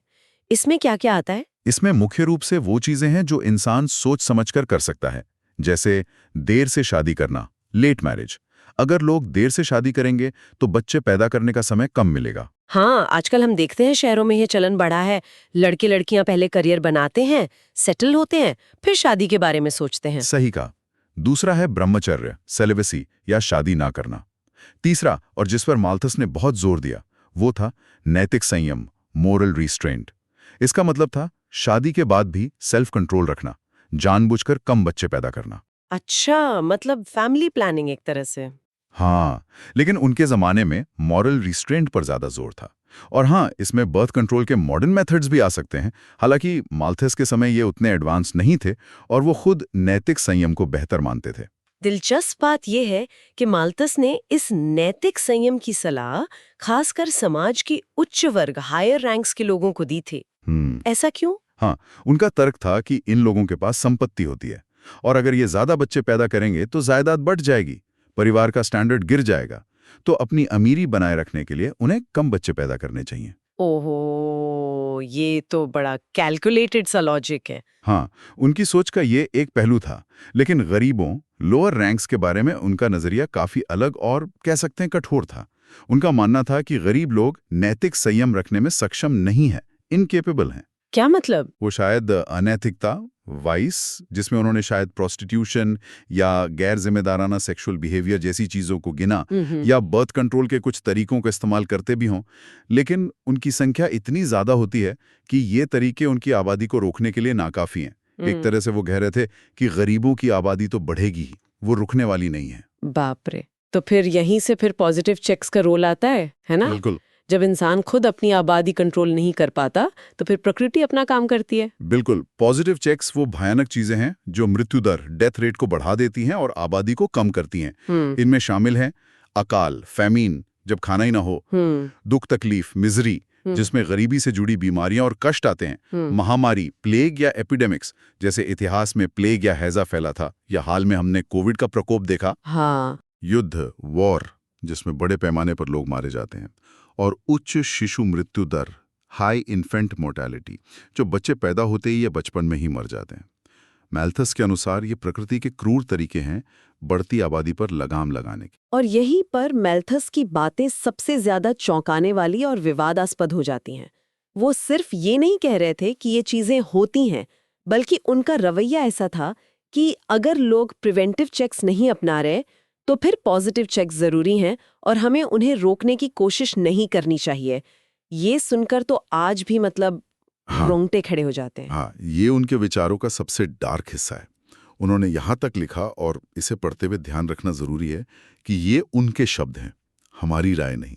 उन्होंने लिखा, गरीबों को साफ सफाई सिखाने के बजाय हमें उनकी गंदी आदतों, कॉन्ट्रेरी हैबिट्स को बढ़ावा देना चाहिए। क्या? हाँ, हमें शहरों में गलियों और संकरी नारोवर बनानी चाहिए, घरों में ज्यादा लोगों को ठूसना चाहिए, crowd more people into houses, और पूरी हिम्मत से प्लेग जैसी महामारियों की वापसी का इंतजार करना चाहिए। अरे बाप रे, मतलब बीमारियों को फैलने देना चाहिए। ये तो मतलब इनह्यूमन लगता है। बिल्कुल। और वो यही नहीं रुके। उन्होंने आगे लिखा, गांवों को रुके हुए पानी के तालाबों, स्टैग्नेंट पूल्स के पास बसाना चाहिए, और खासकर दलदली, मार्शी और अस्वस्थ, अनहोलसम जगहों पर बसाहट को बढ़ावा देना चाहिए। ओह गॉड। और फिर सबसे विवादास्पद बात, लेकिन सबसे बढ़कर हमें उन भयंकर महामारियों, पेस्टिलेंसेस के स्पेसिफिक रेमेडीज की निंदा करनी चाहिए, और उन परोपकारी, बेनेवलेंट लेकिन भ्रमित लोगों की भी निंदा करनी चाहिए जिन्होंने मानवता की सेवा करने के भ्रम में ऐसी योजनाओं पर काम किया है जिनसे इन महामारियों को पूरी तरह मिटाया जा सके। इसका मतलब वो कह रहे थे कि डॉक्टर और वैज्ञानिक जो बीमारियों का इलाज ढूंढ रहे हैं वो असल में ह्यूमैनिटी का भला नहीं कर रहे, क्योंकि वो आबादी कम करने के नेचुरल तरीकों में रुकावट डाल रहे हैं। ये तो सोचना भी मुश्किल है। क्या सोच थी ये? उनका तर्क चाहे कितना भी कठोर लगे, ये था कि अगर इन पॉजिटिव चेक्स को अपना काम करने दिया जाए, अगर मृत्यु दर, एनुअल मोर्टेलिटी थोड़ी बढ़ जाए, तो शायद समाज में भूखमरी की नौबत कम आएगी। उनका मानना था कि अगर मौतें ज्यादा होंगी तो शायद लोग जल्दी शादी भी कर पाएंगे, क्योंकि आबादी का प्रेशर कम होगा, और फिर भी स्टार्वेशन से मरने वालों की संख्या कम रहेगी। अजीब, बहुत ही अजीब लॉजिक है। यहाँ फिर दोहराना जरूरी है कि हम केवल माल्थस के विचारों का विश्लेषण कर रहे हैं। ये विचार आज के मानकों पर पूरी तरह अस्वीकार्य हैं। हाँ बिल्कुल, इस सोच का असर उनकी गरीबी और समाज के बारे में राय पर भी पड़ा होगा, जाहिर है। हाँ बिल्कुल। उनके अनुसार आम जनता यानी मैसेज नैतिक संयम, मॉरल रिस्ट्रेंट रखने में असमर्थ है। इनकेपेबल है। और क्योंकि माल्थस के लिए यही असली समाधान था, इसलिए उनका मानना था कि गरीबों की किस्मत में हमेशा बस गुजारा करने लायक स्तर, बेयर सब्सिस्टेंस लेवल पर ही जीना लिखा है। वो कभी इससे ऊपर उठ ही नहीं सकते। तो क्या वो मानते थे कि अमीरों को उनकी मदद करनी चाहिए या सरकार को कुछ करना चाहिए, आजकल जैसे हम वेलफेयर स्कीम्स या सब्सिडी की बात करते हैं? बिल्कुल नहीं। माल्थस इसके सख्त खिलाफ थे। उनका तर्क बड़ा सीधा था। मान लीजिए आपने सारी दौलत और आमदनी इकट्ठा करके गरीबों में बराबर बांट दी, तो क्या होगा? माल्थस के अनुसार गरीब लोग अपनी फिजूल खर्ची वाली आदतों, प्रोफ्लिगेट बिहेवियर यानी बिना सोचे समझे खर्च करना और ज्यादा बच्चे पैदा करना की वजह से एक पीढ़ी के अंदर ही सब कुछ गंवा देंगे। और नतीजा, वो फिर से उतने ही गरीब और बेसहारा, डेस्टिट्यूट हो जाएंगे जितने पहले थे। अच्छा, मतलब मदद करना बेकार है उनके हिसाब से। हाँ, ये कुछ वैसा ही है जैसे कोई लॉटरी जीतने वाला कुछ ही सालों में फिर कंगाल हो जाए अगर उसे पैसे संभालना ना आता हो। उनका ये मानना था। तो फिर किसी भी तरह की मदद, चाहे वो दान हो या सरकारी योजना, उनकी नजर में बेकार थी। बेकार ही नहीं, उससे भी बदतर। माल्थस का मानना था कि गरीबों की मदद करने के ये पैटर्नलिस्टिक अटेम्प्ट्स, जैसे उस समय इंग्लैंड में पुअर लॉज थे ना, सिर्फ नाकाम होंगे, बल्कि ये एक पॉजिटिव ईवल है। Positive evil? हाँ, एक सकारात्मक बुराई। क्यों? क्योंकि ये पैसा आता कहाँ से? ये समाज के उच्च वर्गों से आता है, जिन्हें माल्थस ज्यादा मेहनती, ज्यादा जिम्मेदार और ज्यादा नैतिक, मोर मॉरल मानते थे। तो गरीबों की मदद करके आप असल में समाज के बेहतर हिस्से से संसाधन छीन रहे हैं। ओह। और इस इनइक्वालिटी को उन्होंने सही भी ठहराया। उनका कहना था कि समाज की जो भी महान उपलब्धियां हैं, आर्ट, म्यूजिक, फिलॉसफी, लिटरेचर, ये सब इन्हीं उच्च वर्गों की वजह से हैं। या तो ये लोग खुद इन्हें बनाते हैं या अपनी दौलत से कलाकारों और विद्वानों को पेट्रोनेज देते हैं। अच्छा। इन्हीं लोगों की अच्छी पसंद, गुड टेस्ट और उदारता, जेनरोसिटी से कल्चर फलती फूलती है। अगर आप गरीबों की मदद के नाम पर इनसे पैसा छीन लेंगे तो आप दुनिया को इन सब अच्छी चीजों से महरूम कर देंगे। एक बार फिर ये माल्थस के विचार हैं 18वीं सदी के इंग्लैंड के संदर्भ में। आज ये दलीलें शायद ही कोई स्वीकार करेगा। वाकई ये सुनकर तो लगता है कि माल्थस अमीरों के पक्ष में और गरीबों के खिलाफ एक तरह का मैनिफेस्टो लिख रहे थे। इसमें कोई हैरानी नहीं कि उनके सिद्धांत की जबरदस्त आलोचना हुई होगी। किन किन बातों पर मुख्य रूप से आपत्ति जताई गई? हाँ, आलोचना तो चौतरफा हुई और आज भी होती है। कई बड़े मुद्दे हैं। चलिए इन्हें कुछ मेन थीम्स में बांट कर देखते हैं, ताकि ये लिस्ट जैसी ना लगे बल्कि एक डिस्कशन रहे। ठीक है, पहला थीम क्या हो सकता है? शायद उनका वो गणित वाला हिसाबी, जो ज्योमेट्रिकल अरिथमेटिकल वाला था। बिल्कुल। पहला theme faulty math and predictions. आलोचकों का कहना है कि जनसंख्या का ज्योमेट्रिकल और खाद्य आपूर्ति का अरिथमेटिकल तरीके से बढ़ना कोई पत्थर की लकीर नहीं है। असलियत कहीं ज्यादा कॉम्प्लेक्स है। कैसे? देखिए, जनसंख्या वृद्धि, इतिहास ने दिखाया है कि जनसंख्या वृद्धि हमेशा दोगुनी रफ्तार से नहीं बढ़ती। जैसे जैसे देश डेवलप्ड होते हैं, एजुकेशन बढ़ती है, हेल्थ सर्विसेज बेहतर होती हैं और खासकर महिलाओं की स्थिति सुधरती है, तो फर्टिलिटी रेट कम हो जाती है। हाँ, ये तो देखा गया है। इसे डेमोग्राफिक ट्रांजिशन कहते हैं। यानी जैसे जैसे सोसाइटी ज्यादा डेवलप्ड और अमीर होती है, लोग अक्सर कम बच्चे पैदा करने लगते हैं। आज यूरोप, जापान, यहाँ तक कि भारत के कई विकसित राज्यों में भी हम देख रहे हैं कि पॉपुलेशन ग्रोथ रेट काफी धीमी हो गई है या नेगेटिव भी है। ये माल्थस की सोच के बिल्कुल उलट है। सही बात है। और खाने का क्या? Food supply. हाँ, खाद्यापूर्ति। इसी तरह खाद्य उत्पादन भी सिर्फ 1, 2, 3, 4 की रफ्तार से नहीं बढ़ा। इससे माल्थस सोच भी नहीं सकते थे। हाँ, यहीं पर शायद दूसरा बड़ा मुद्दा आता है, दूसरा theme, under estimating human ingenuity and resources. Malthus ने इंसान की जुगाड़ करने की, नई तकनीकें इजाद करने की क्षमता को बहुत कम आंका। बिल्कुल सही। तकनीकी प्रगति वो 1798 में लिख रहे थे। उसके बाद से एग्रीकल्चर में क्रांति आ गई। Tractor, harvester, HIV seeds, chemical fertilisers, pesticides, irrigation के आधुनिक तरीके, ग्रीन हाउस फार्मिंग। हाँ, ग्रीन रेवोल्यूशन। बिल्कुल। और अब तो GM क्रॉप्स और लैब में मीट बनाने तक की बातें हो रही हैं। इन सब ने खाद्य उत्पादन को माल्थस की कल्पना से कहीं ज्यादा बढ़ा दिया है। भारत में हरित क्रांति इसका एक बड़ा उदाहरण है। और शायद जमीन का भी मुद्दा था। हाँ, नए क्षेत्र। माल्थस ने यह भी नहीं सोचा था कि दुनिया के दूसरे हिस्सों में खेती के लिए विशाल नए क्षेत्र खुल सकते हैं। अमेरिका, कनाडा, ऑस्ट्रेलिया और अर्जेंटीना जैसे देशों में बड़े पैमाने पर खेती शुरू हुई, जिसने दुनिया भर में फूड सप्लाई बढ़ाई। ट्रांसपोर्टेशन के विकास ने इस अनाज को दुनिया भर में पहुंचाना भी आसान बना दिया। तो ये 2 बड़े पॉइंट्स हो गए, और क्या? बिल्कुल। अब आते हैं तीसरे थीम पर, नैरो फोकस। माल्थस का देखने का नजरिया कुछ मायनों में बहुत सीमित था। इंसान सिर्फ उपभोक्ता नहीं, उन्होंने इंसान को मुख्य रूप से खाने वाला मुंह, कंज्यूमर के तौर पर देखा। वो ये भूल गए कि इंसान काम करने वाला हाथ, प्रोड्यूसर भी है। हाँ, मैन पावर वाली बात। एग्जैक्टली ज्यादा आबादी का मतलब है ज्यादा काम करने वाले लोग, ज्यादा दिमाग, ज्यादा इनोवेशन, जो देश की संपत्ति, नेशनल वेल्थ बढ़ा सकते हैं। इसे आज हम ह्यूमन कैपिटल कहते हैं। उन्होंने इस पहलू को पूरी तरह नजरअंदाज कर दिया। ये तो बहुत इंपॉर्टेंट पॉइंट है। हाँ, और देखिए, सिर्फ खाना नहीं, कुल संपत्ति। उन्होंने जनसंख्या की तुलना सिर्फ खाद्य आपूर्ति से की, जबकि लोगों का लिविंग स्टैंडर्ड सिर्फ खाने पर नहीं, देश की कुल संपत्ति, टोटल वेल्थ और रिसोर्सेज पर निर्भर करता है। हो सकता है कोई देश अनाज कम उगाता हो, लेकिन वो इंडस्ट्री, टेक्नोलॉजी या सर्विसेज में इतना आगे हो कि वो अपनी कमाई से बाहर से अनाज खरीद सके, जैसे सिंगापुर या दुबई। बिल्कुल। और एक और चीज, मृत्यु दर का प्रभाव। माल्थस ने जन्म दर, बर्थ रेट को कंट्रोल करने वाले प्रिवेंटिव चेक्स पर बहुत जोर दिया, लेकिन उन्होंने घटती मृत्यु दर, डिमिनिशिंग डेथ रेट के इम्पैक्ट को कम करके आंका। पिछली 2 सदियों में जनसंख्या बढ़ने का एक बड़ा कारण ये रहा है कि मेडिकल साइंस और सैनिटेशन में जबरदस्त सुधार हुए हैं। महामारियों पर काबू पाया गया, वैक्सीन्स आ गए, इन्फेंट मोर्टेलिटी बहुत कम हो गई, लोग ज्यादा लंबा जीने लगे। माल्थस इसका अंदाजा नहीं लगा पाए। हाँ, ये भी सही है। और आखिर में उनके सुझाए समाधान भी तो सवालों के घेरे में है। चौथा थीम, इम्प्रैक्टिकल सॉल्यूशंस, अव्यवहारिकता, नैतिक संयम, देर से शादी, ब्रह्मचर्य। ये बातें सुनने में अच्छी लग सकती हैं, लेकिन क्या ये पूरे समाज के लिए प्रैक्टिकल है? समाज की कॉन्टिन्यूटी के लिए रिप्रोडक्शन जरूरी है। इन उपायों को यूनिवर्सली लागू करना लगभग असंभव है। बिल्कुल। इन्हीं सब कारणों को देखते हुए ज्यादातर अर्थशास्त्री और समाजशास्त्री आज माल्थस को एक झूठा भविष्यवक्ता, एक फॉल्स प्रॉफिट मानते हैं।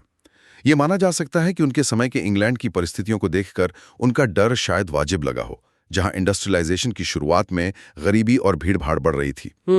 लेकिन उन्होंने भविष्य में होने वाले टेक्नोलॉजिकल, इकोनॉमिक और सोशल बदलावों की कल्पना नहीं की, जिन्होंने उनके पूरे समीकरण को ही बदल दिया। चलिए आगे बढ़ते हैं।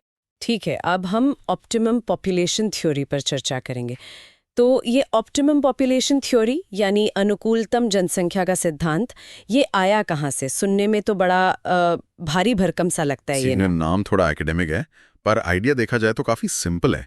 ये 1924 में एडविन कैनन ने अपनी किताब वेल्थ में इसके बारे में लिखा था।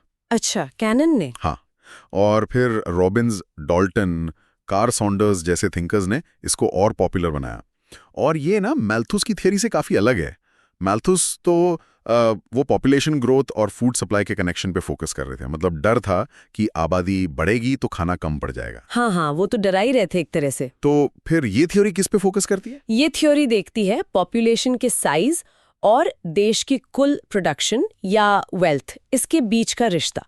मतलब देश में कितने लोग हों कि आप कह सकते हैं पर कैपिटा इनकम यानी प्रति व्यक्ति आय सबसे ज्यादा हो। हाँ, ये एक तरह से पॉपुलेशन का स्वीट स्पॉट ढूंढने की कोशिश है।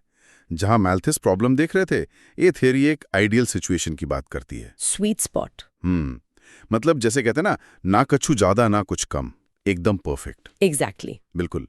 जैसे रॉबिन्स ने कहा, वो आबादी जो मैक्सिमम पॉसिबल रिटर्न्स दिलाए। मतलब देश के पास जो भी रिसोर्सेज हैं, जमीन, पानी, मिनरल्स, उनका बेस्ट पॉसिबल यूज हो पाए।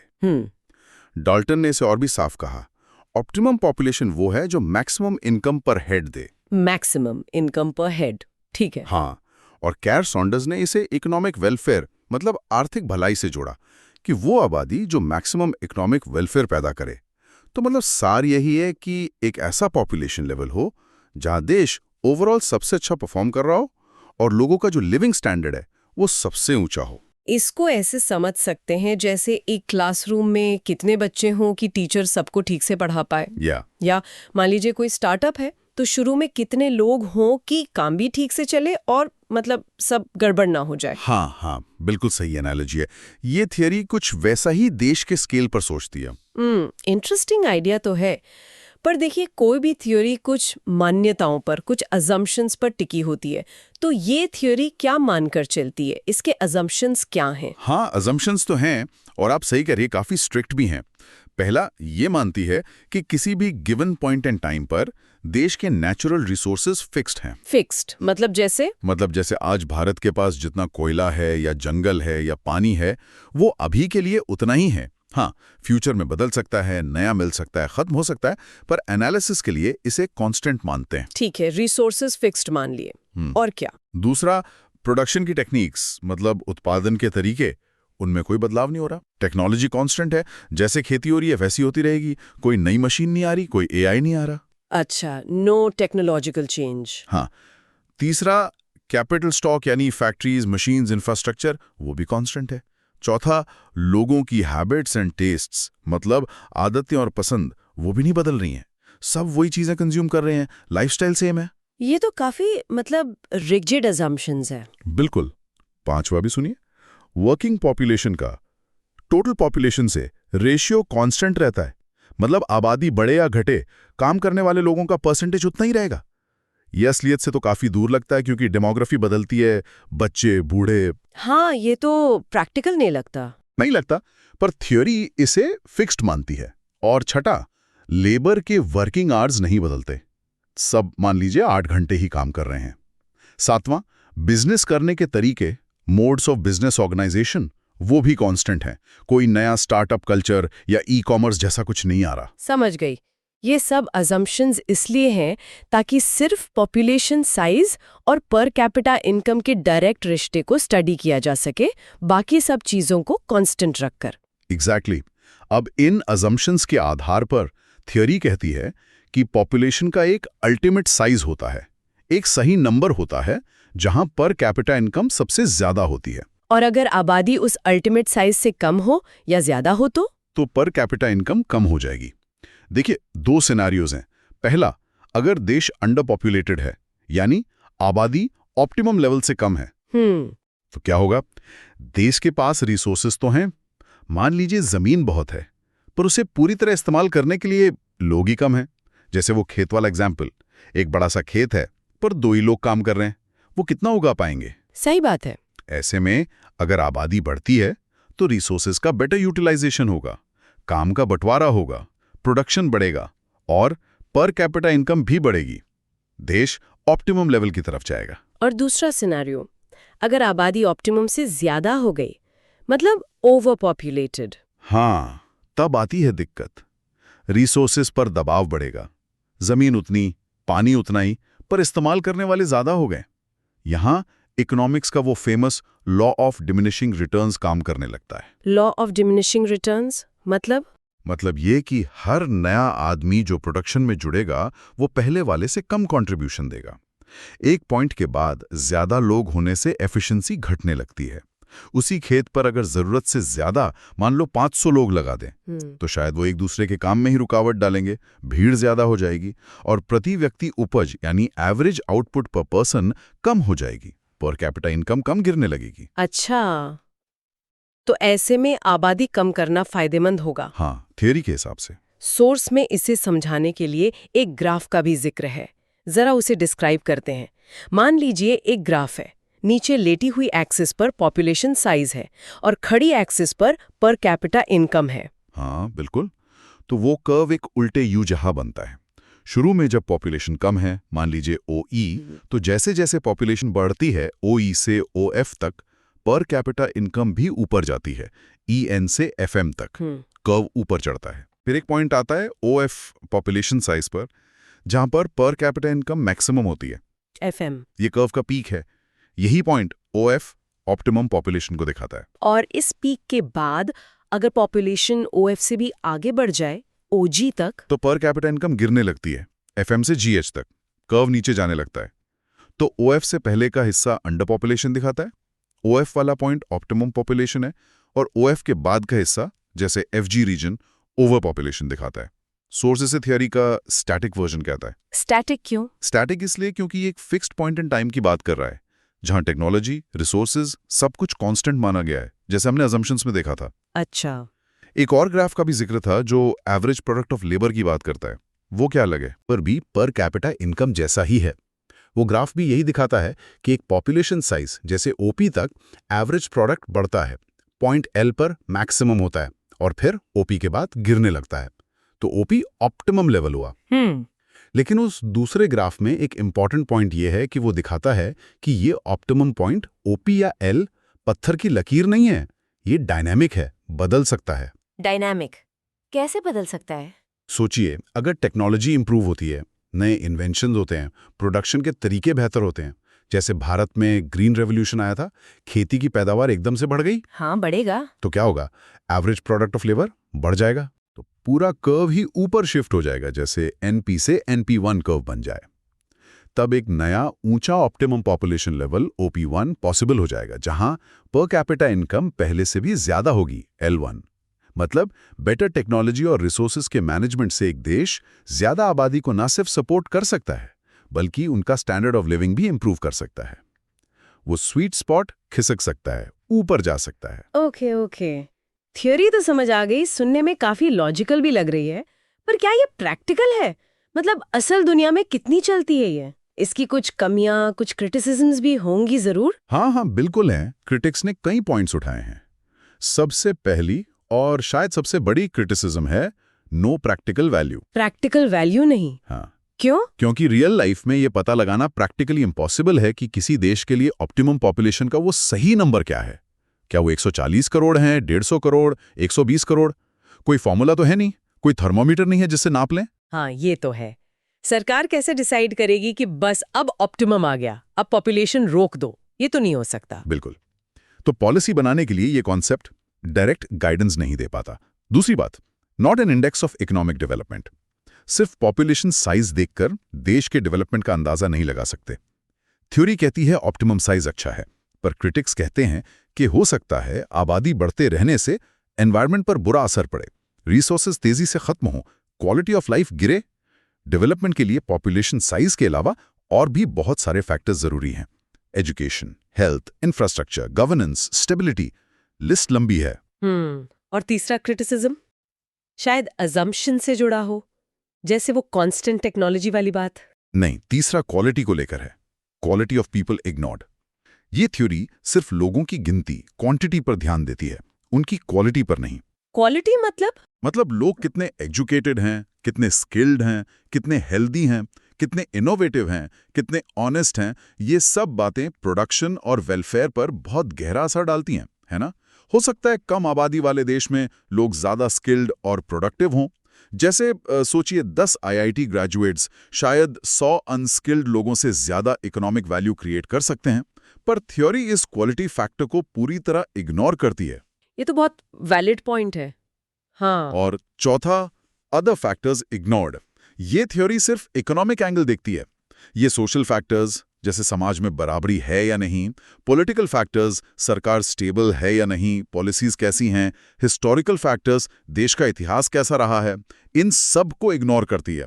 जबकि ये सब चीजें इकोनॉमिक ग्रोथ और वेलफेयर के लिए बहुत जरूरी हैं। बिल्कुल। और पांचवां, जो आपने पहले इशारा किया था, कांस्टेंट चेंजेस।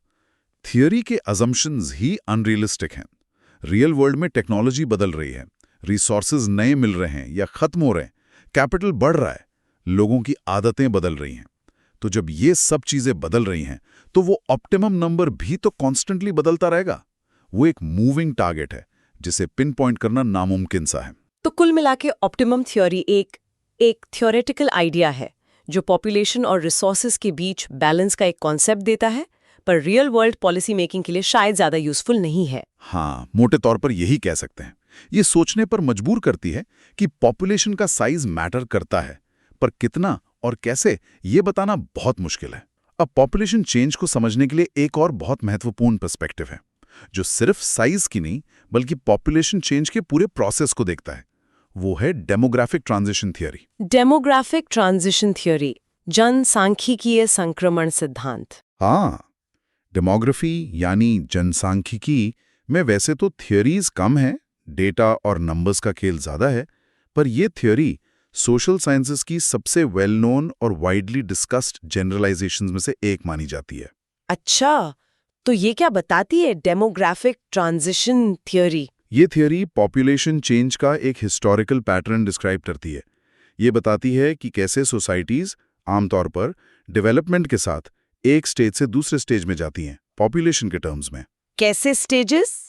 एक प्री मॉडर्न स्टेज से, जहां जन्म दर, बर्थ रेट और मृत्यु दर, डेथ रेट, दोनों बहुत हाई होते हैं, और वहां से एक पोस्ट मॉडर्न स्टेज की तरफ, जहां बर्थ रेट और डेथ रेट दोनों लो हो जाते हैं। अच्छा, जैसे हम अपने दादा दादी से सुनते हैं, उनके जमाने में गांव में बहुत बच्चे पैदा होते थे ना, पर बीमारियां थीं, चेचक, हैजा, मेडिकल केयर नहीं थी, तो बहुत सारे बच्चे और बड़े भी जल्दी मर जाते थे। तो आबादी बहुत धीरे धीरे बढ़ती थी। बिल्कुल, वो था stage 1, high birth rate, high death rate. और आज देखें तो हॉस्पिटल्स हैं, टीके हैं, साफ सफाई बेहतर है, तो डेथ रेट बहुत कम हो गई है। और साथ ही लोग बच्चे भी कम पैदा कर रहे हैं, क्योंकि पढ़ाई लिखाई का खर्च बढ़ गया है, सोच बदल गई है, फैमिली प्लानिंग है। तो ये पूरा सफर हाई हाई से लो लो तक, यही डेमोग्राफिक ट्रांजिशन है। एग्जैक्टली, आपने बिल्कुल सही समझा, यही ट्रांजिशन है। थियोरी कहती है कि ये बदलाव स्टेजेस में होता है और इसका एक खास क्रम होता है। पहले क्या होता है? पहले मृत्यु दर, डेथ रेट में कमी आती है। डेथ रेट पहले कम होती है। क्यों? हाँ, बेटर सैनिटेशन, साफ सफाई, clean drinking water, control over infectious diseases जैसे vaccination, antibiotics, better nutrition, food security, इन सब वजहों से लाइफ एक्सपेक्टेंसी बढ़ती है। लोग लंबा जीने लगते हैं, खासकर बच्चों की मौतें कम होती हैं। अच्छा, और बर्थ रेट का क्या होता है? वो भी साथ में कम हो जाती है? मैं यहीं पे ट्विस्ट है। बर्थ रेट एकदम से कम नहीं होती, उसमें एक लैग होता है, देरी होती है। जन्म दर, बर्थ रेट में कमी बाद में आती है, और ये मॉडर्नाइजेशन और सोशो इकोनॉमिक डेवलपमेंट से जुड़ी है। बाद में क्यों कम होती है? इसके पीछे कई कॉम्प्लेक्स फैक्टर्स हैं। पहला, बच्चों को पालना महंगा हो जाता है, उनकी एजुकेशन पर, हेल्थ पर इन्वेस्टमेंट बढ़ता है।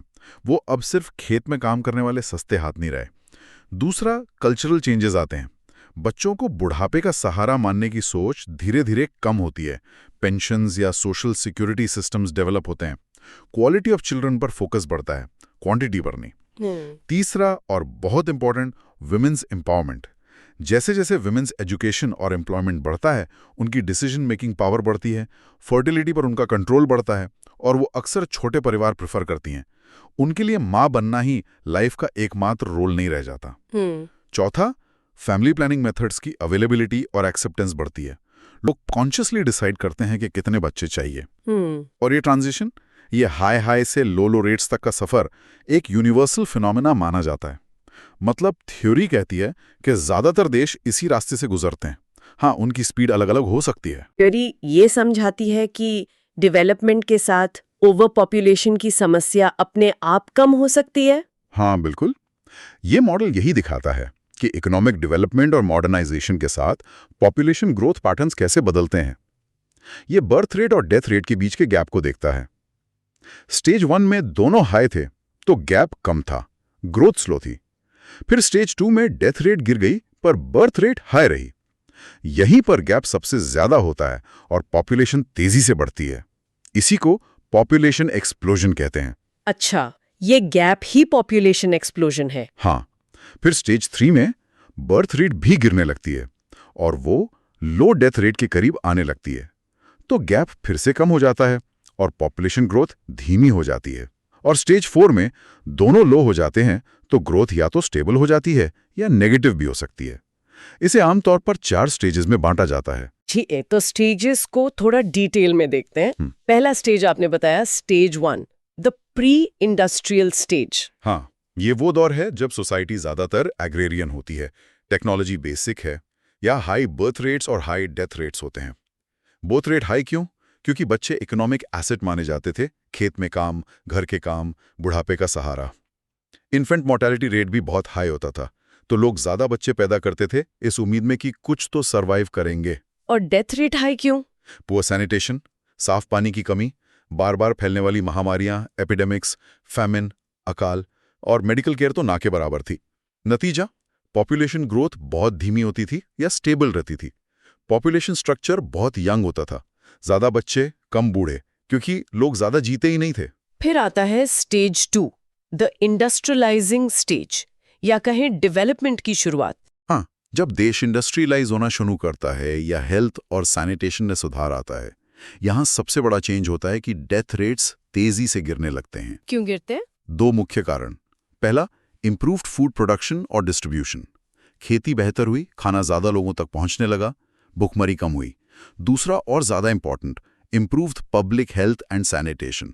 साफ पानी, सीवरेज सिस्टम्स, फूड हैंडलिंग में सुधार, पर्सनल हाइजीन और मेडिकल प्रोग्रेस, जैसे वैक्सीनेशन, बेसिक मेडिसिन, इन सब से इन्फेक्शियस डिजीजेस कंट्रोल हुई। लेकिन बर्थ रेट्स वो भी गिरते हैं। नहीं, स्टेज 2 में बर्थ रेट्स अभी भी हाई रहते हैं।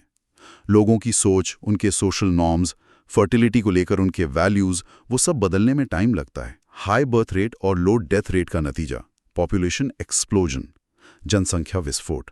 ये वो स्टेज है जिससे इंडिया और कई डेवलपिंग कंट्रीज 20th सेंचुरी के सेकेंड हाफ में गुजरे हैं। हाँ, आज़ादी के बाद भारत में यही हुआ। बिल्कुल, लाइफ एक्सपेक्टेंसी बढ़ जाती है, इन्फेंट मोर्टेलिटी कम होती है, तो पॉपुलेशन स्ट्रक्चर और ज़्यादा यूथफुल हो जाता है। और ये समझना ज़रूरी है कि पॉपुलेशन ग्रोथ यहाँ बर्थ रेट बढ़ने से नहीं हो रही, बल्कि डेथ रेट गिरने से हो रही है। लोग अब ज़्यादा लंबा जी रहे हैं। ठीक है, इसके बाद आता है स्टेज 3, पोस्ट इंडस्ट्रियल स्टेज, मतलब डेवलपमेंट का अगला चरण। हाँ, इस स्टेज में मॉडर्नाइजेशन और तेज होता है, अर्बनाइजेशन बढ़ता है, एजुकेशन फैलती है और अब बर्थ रेट्स भी गिरने लगते हैं। डेथ रेट्स तो पहले ही लो लेवल पर स्टेबलाइज हो चुके होते हैं। बर्थ रेट्स क्यों गिरते हैं स्टेज में? वही फैक्टर्स जो हमने पहले डिस्कस किए थे, वो अब काम करने लगते हैं। बच्चों को पालने का कॉस्ट बढ़ जाता है, एजुकेशन एटसेट्रा। अर्बनाइजेशन, शहरों में रहने का तरीका अलग होता है, बड़े परिवार मैनेज करना मुश्किल और महंगा होता है। अर्बनाइजेशन। खेती का कमर्शलाइजेशन हो जाता है, तो बच्चों की लेबर वैल्यू कम हो जाती है। अर्बनाइजेशन। बच्चों की एजुकेशन पर फोकस बढ़ता है, क्वालिटी ओवर क्वांटिटी। सबसे क्रूशल। महिलाओं की लिटरेसी और एम्प्लॉयमेंट बढ़ती है, उनके पास लाइफ में और चॉइसेस होती हैं, फर्टिलिटी पर कंट्रोल बढ़ता है, सबसे क्रूशल। कॉन्ट्रासेप्शन तक पहुंच आसान हो जाती है। हम्म। तो बर्थ रेट गिरने लगती है और लो डेथ रेट के करीब आने लगती है, तो पॉपुलेशन ग्रोथ स्लो डाउन हो जाती है। काफी हद तक कम हो जाती है। यहीं पर वो डेमोग्राफिक डिविडेंड वाली बात आती है। हाँ, डेमोग्राफिक डिविडेंड वो क्या है एग्जैक्टली? देखिए, जब बर्थ रेट गिरती है तो बच्चों की संख्या कम होती है, यूथ डिपेंडेंसी कम होती है। बूढ़े लोग अभी उतने ज्यादा नहीं होते क्योंकि वो पिछली जनरेशन के हैं जब डेथ रेट हाई थी। तो वर्किंग एज पॉपुलेशन 15 से 64 साल का प्रपोर्शन टोटल पॉपुलेशन में बहुत बड़ा हो जाता है। डिपेंडेंट्स, बच्चे और बूढ़े कम होते हैं, कमाने वाले ज्यादा। अच्छा। ये एक विंडो ऑफ अपॉर्चुनिटी होती है। अच्छा। अगर देश इस बड़ी वर्किंग पॉपुलेशन को अच्छी एजुकेशन, स्किल्स और जॉब्स दे पाए तो इकोनॉमिक ग्रोथ बहुत तेज हो सकती है। इसे ही डेमोग्राफिक डिविडेंड कहते हैं। इंडिया अभी इसी फेज में माना जाता है। पर ये विंडो हमेशा खुली नहीं रहती, आपने कहा था। नहीं, क्योंकि ये जो बड़ी वर्किंग पॉपुलेशन है, ये भी तो बूढ़ी होगी एक दिन। यहीं से आता है स्टेज 4, स्टेबलाइजेशन। स्टेज 4। हाँ। इसमें क्या होता है? इस स्टेज में बर्थ रेट्स और डेथ रेट्स दोनों लो हो जाते हैं और लगभग बराबर आ जाते हैं। पॉपुलेशन ग्रोथ या तो बहुत स्लो होती है, जीरो ग्रोथ के करीब, या स्टेबल हो जाती है, या फिर नेगेटिव भी हो सकती है। नेगेटिव मतलब आबादी घटने लगती है? हाँ, कई डेवलप्ड देशों में बर्थ रेट रिप्लेसमेंट लेवल, जो लगभग 2.1 बच्चा प्रति महिला होता है, से भी नीचे चली गई है। जैसे Japan, Russia, Italy, south Korea, कई यूरोपियन देश, वहाँ पॉपुलेशन श्रिंक हो रही है, डेथ रेट्स लो रहते हैं, या एजिंग पॉपुलेशन और लाइफस्टाइल डिजीजेस जैसे मोटापा, डायबिटीज की वजह से थोड़े बढ़ भी सकते हैं। और इस स्टेज की सबसे बड़ी चैलेंज क्या है? Ageing population. वो जो स्टेज 2 और 3 के पॉपुलेशन बूम में बड़ी जनरेशन पैदा हुई थी, वो अब बूढ़ी हो रही है, रिटायर हो रही है। उनका support system, pensions, health care, इसे फंड करना एक श्रिंकिंग वर्किंग पॉपुलेशन के लिए बहुत बड़ा चैलेंज बन जाता है। सोशल सिक्योरिटी सिस्टम्स पर भारी दबाव पड़ता है। ये जापान और यूरोप की आज एक बड़ी चिंता है। और ओवर पॉपुलेशन से इसका कनेक्शन देखें तो ये मॉडल दिखाता है कि डेवलपमेंट के साथ एजुकेशन, हेल्थ इंप्रूवमेंट और सोच बदलने से पॉपुलेशन ग्रोथ नेचुरली कम हो सकती है। डेवलप्ड देश अक्सर छोटे परिवारों पर जोर देते हैं। फैमिली प्लानिंग पॉलिसीज भी इसमें रोल प्ले करती हैं। तो ये स्टेजेस हमें समझाते हैं कि ओवर पॉपुलेशन की समस्या टाइम के साथ कैसे इवॉल्व हो सकती है। ये तो काफी कॉम्प्रहेंसिव मॉडल लगता है, एक पूरा पैटर्न दिखाता है। पर क्या इसकी भी क्रिटिसिज्म्स है? क्या ये हर देश पर, हर सिचुएशन में परफेक्टली फिट होता है? नहीं, बिल्कुल नहीं। इसकी भी अपनी लिमिटेशंस हैं और क्रिटिक्स ने वो बताई हैं। पहली, नॉट अ स्ट्रिक्ट थ्योरी। कई लोग इसे थ्योरी मानने की बजाय एक डिस्क्रिप्टिव मॉडल या जनरलाइजेशन कहते हैं। ये मुख्य रूप से वेस्टर्न यूरोपियन कंट्रीज के हिस्टोरिकल एक्सपीरियंस पर बेस्ड है। जरूरी नहीं कि हर देश, खासकर डेवलपिंग कंट्रीज का पाथ एग्जैक्टली वैसा ही हो। उनका एक्सपीरियंस अलग कैसे हो सकता है? देखिए, कई डेवलपिंग कंट्रीज में डेथ रेट्स, मेडिकल एड और टेक्नोलॉजी ट्रांसफर जो बाहर से मिली की वजह से बहुत तेजी से गिरे, शायद उतना इंटरनल इकोनॉमिक डेवलपमेंट हुए बिना ही। वेस्टर्न कंट्रीज में ये गिरावट धीरे धीरे हुई थी उनके अपने डेवलपमेंट के साथ। इसी तरह बर्थ रेट्स भी गवर्नमेंट पॉलिसीज या इंटरनेशनल फैमिली प्लानिंग प्रोग्राम से ज्यादा इन्फ्लुएंस हो सकते हैं, बजाय सिर्फ ऑर्गेनिक सोशो इकोनॉमिक चेंजेस के। तो स्पीड और ड्राइवर्स अलग हो सकते हैं। अच्छा, और कोई क्रिटिसिज्म? दूसरी क्रिटिसिज्म है doesn't fully explain fertility decline. Model ये तो बताता है कि स्टेज 3 में बर्थ रेट गिरती है, पर क्यों गिरती है, इसके पीछे कौन से स्पेसिफिक फैक्टर्स यूनिवर्सल हैं, इसका कोई एक मजबूत थियोरेटिकल एक्सप्लेनेशन नहीं देता। अलग अलग कल्चर्स, कॉन्टेक्स्ट में कारण बहुत अलग अलग हो सकते हैं। ये बस कोरिलेशन दिखाता है, कॉजेशन नहीं। मतलब क्यों का पक्का जवाब नहीं है। हाँ, और तीसरी जो पहली से जुड़ी है, limited applicability to developing countries. जैसा कहा, उनका एक्सपीरियंस वेस्टर्न मॉडल से अलग हो सकता है। उनका ट्रांजिशन शायद ज़्यादा तेज हो, या कुछ स्टेजेस स्किप हो जाएं, या एक्सटर्नल फैक्टर्स जैसे फॉरेन एड, ग्लोबल पॉलिसीज ज़्यादा डोमिनेंट हो। तो इस मॉडल को आंख बंद करके हर डेवलपिंग कंट्री पर लागू करना मिसलीडिंग हो सकता है। तो ये थी हमारी आज की गहरी चर्चा ऑप्टिमम पॉपुलेशन थ्योरी और डेमोग्राफिक ट्रांजिशन थ्योरी पर। हमने देखा कि कैसे ये थ्योरीज जनसंख्या के आकार, वृद्धि और संरचना को समझने की कोशिश करती हैं, डेवलपमेंट के साथ उनका क्या रिश्ता जोड़ने का प्रयास करती है, और साथ ही उनकी अपनी सीमाएं और क्रिटिसिज्म्स क्या हैं। ऑप्टिमम थ्योरी एक आइडियल की बात करती है जो शायद पाना मुश्किल है, और ट्रांजिशन थ्योरी एक प्रोसेस बताती है जो शायद उतना यूनिवर्सल ना हो जितना लगता है। हाँ, और ये सोचना वाकई दिलचस्प है कि भारत इस डेमोग्राफिक ट्रांजिशन के किस मोड़ पर है। हम शायद स्टेज 3 के लैटर पार्ट में हैं। डेमोग्राफिक डिविडेंड का फायदा उठाने का सुनहरा मौका हमारे पास अभी भी है, पर जैसा हमने कहा, ये विंडो हमेशा के लिए नहीं है। बड़ा सवाल ये है कि क्या हम इस युवा आबादी को सही स्किल्स, एजुकेशन और मीनिंगफुल अपॉर्चुनिटीज दे पा रहे हैं, और साथ ही क्या हम आने वाले वक्त में एजिंग पॉपुलेशन की चुनौतियों जैसे उनके लिए बेहतर health care, pension, social security के लिए तैयार हैं। ये थ्योरीज कम से कम हमें इन बड़े सवालों के बारे में सोचने का एक फ्रेमवर्क तो जरूर देती हैं। बिल्कुल। तो उम्मीद है आपको पॉपुलेशन साइज, ग्रोथ, कॉम्पोजिशन और डिस्ट्रीब्यूशन पर हमारी आज की ये चर्चा पसंद आई होगी। यूपीएससी टॉपिक्स पर ऐसी और चर्चाओं के लिए द यूपीएससी पॉडकास्ट चैनल को सब्सक्राइब करें। धन्यवाद। जय हिंद।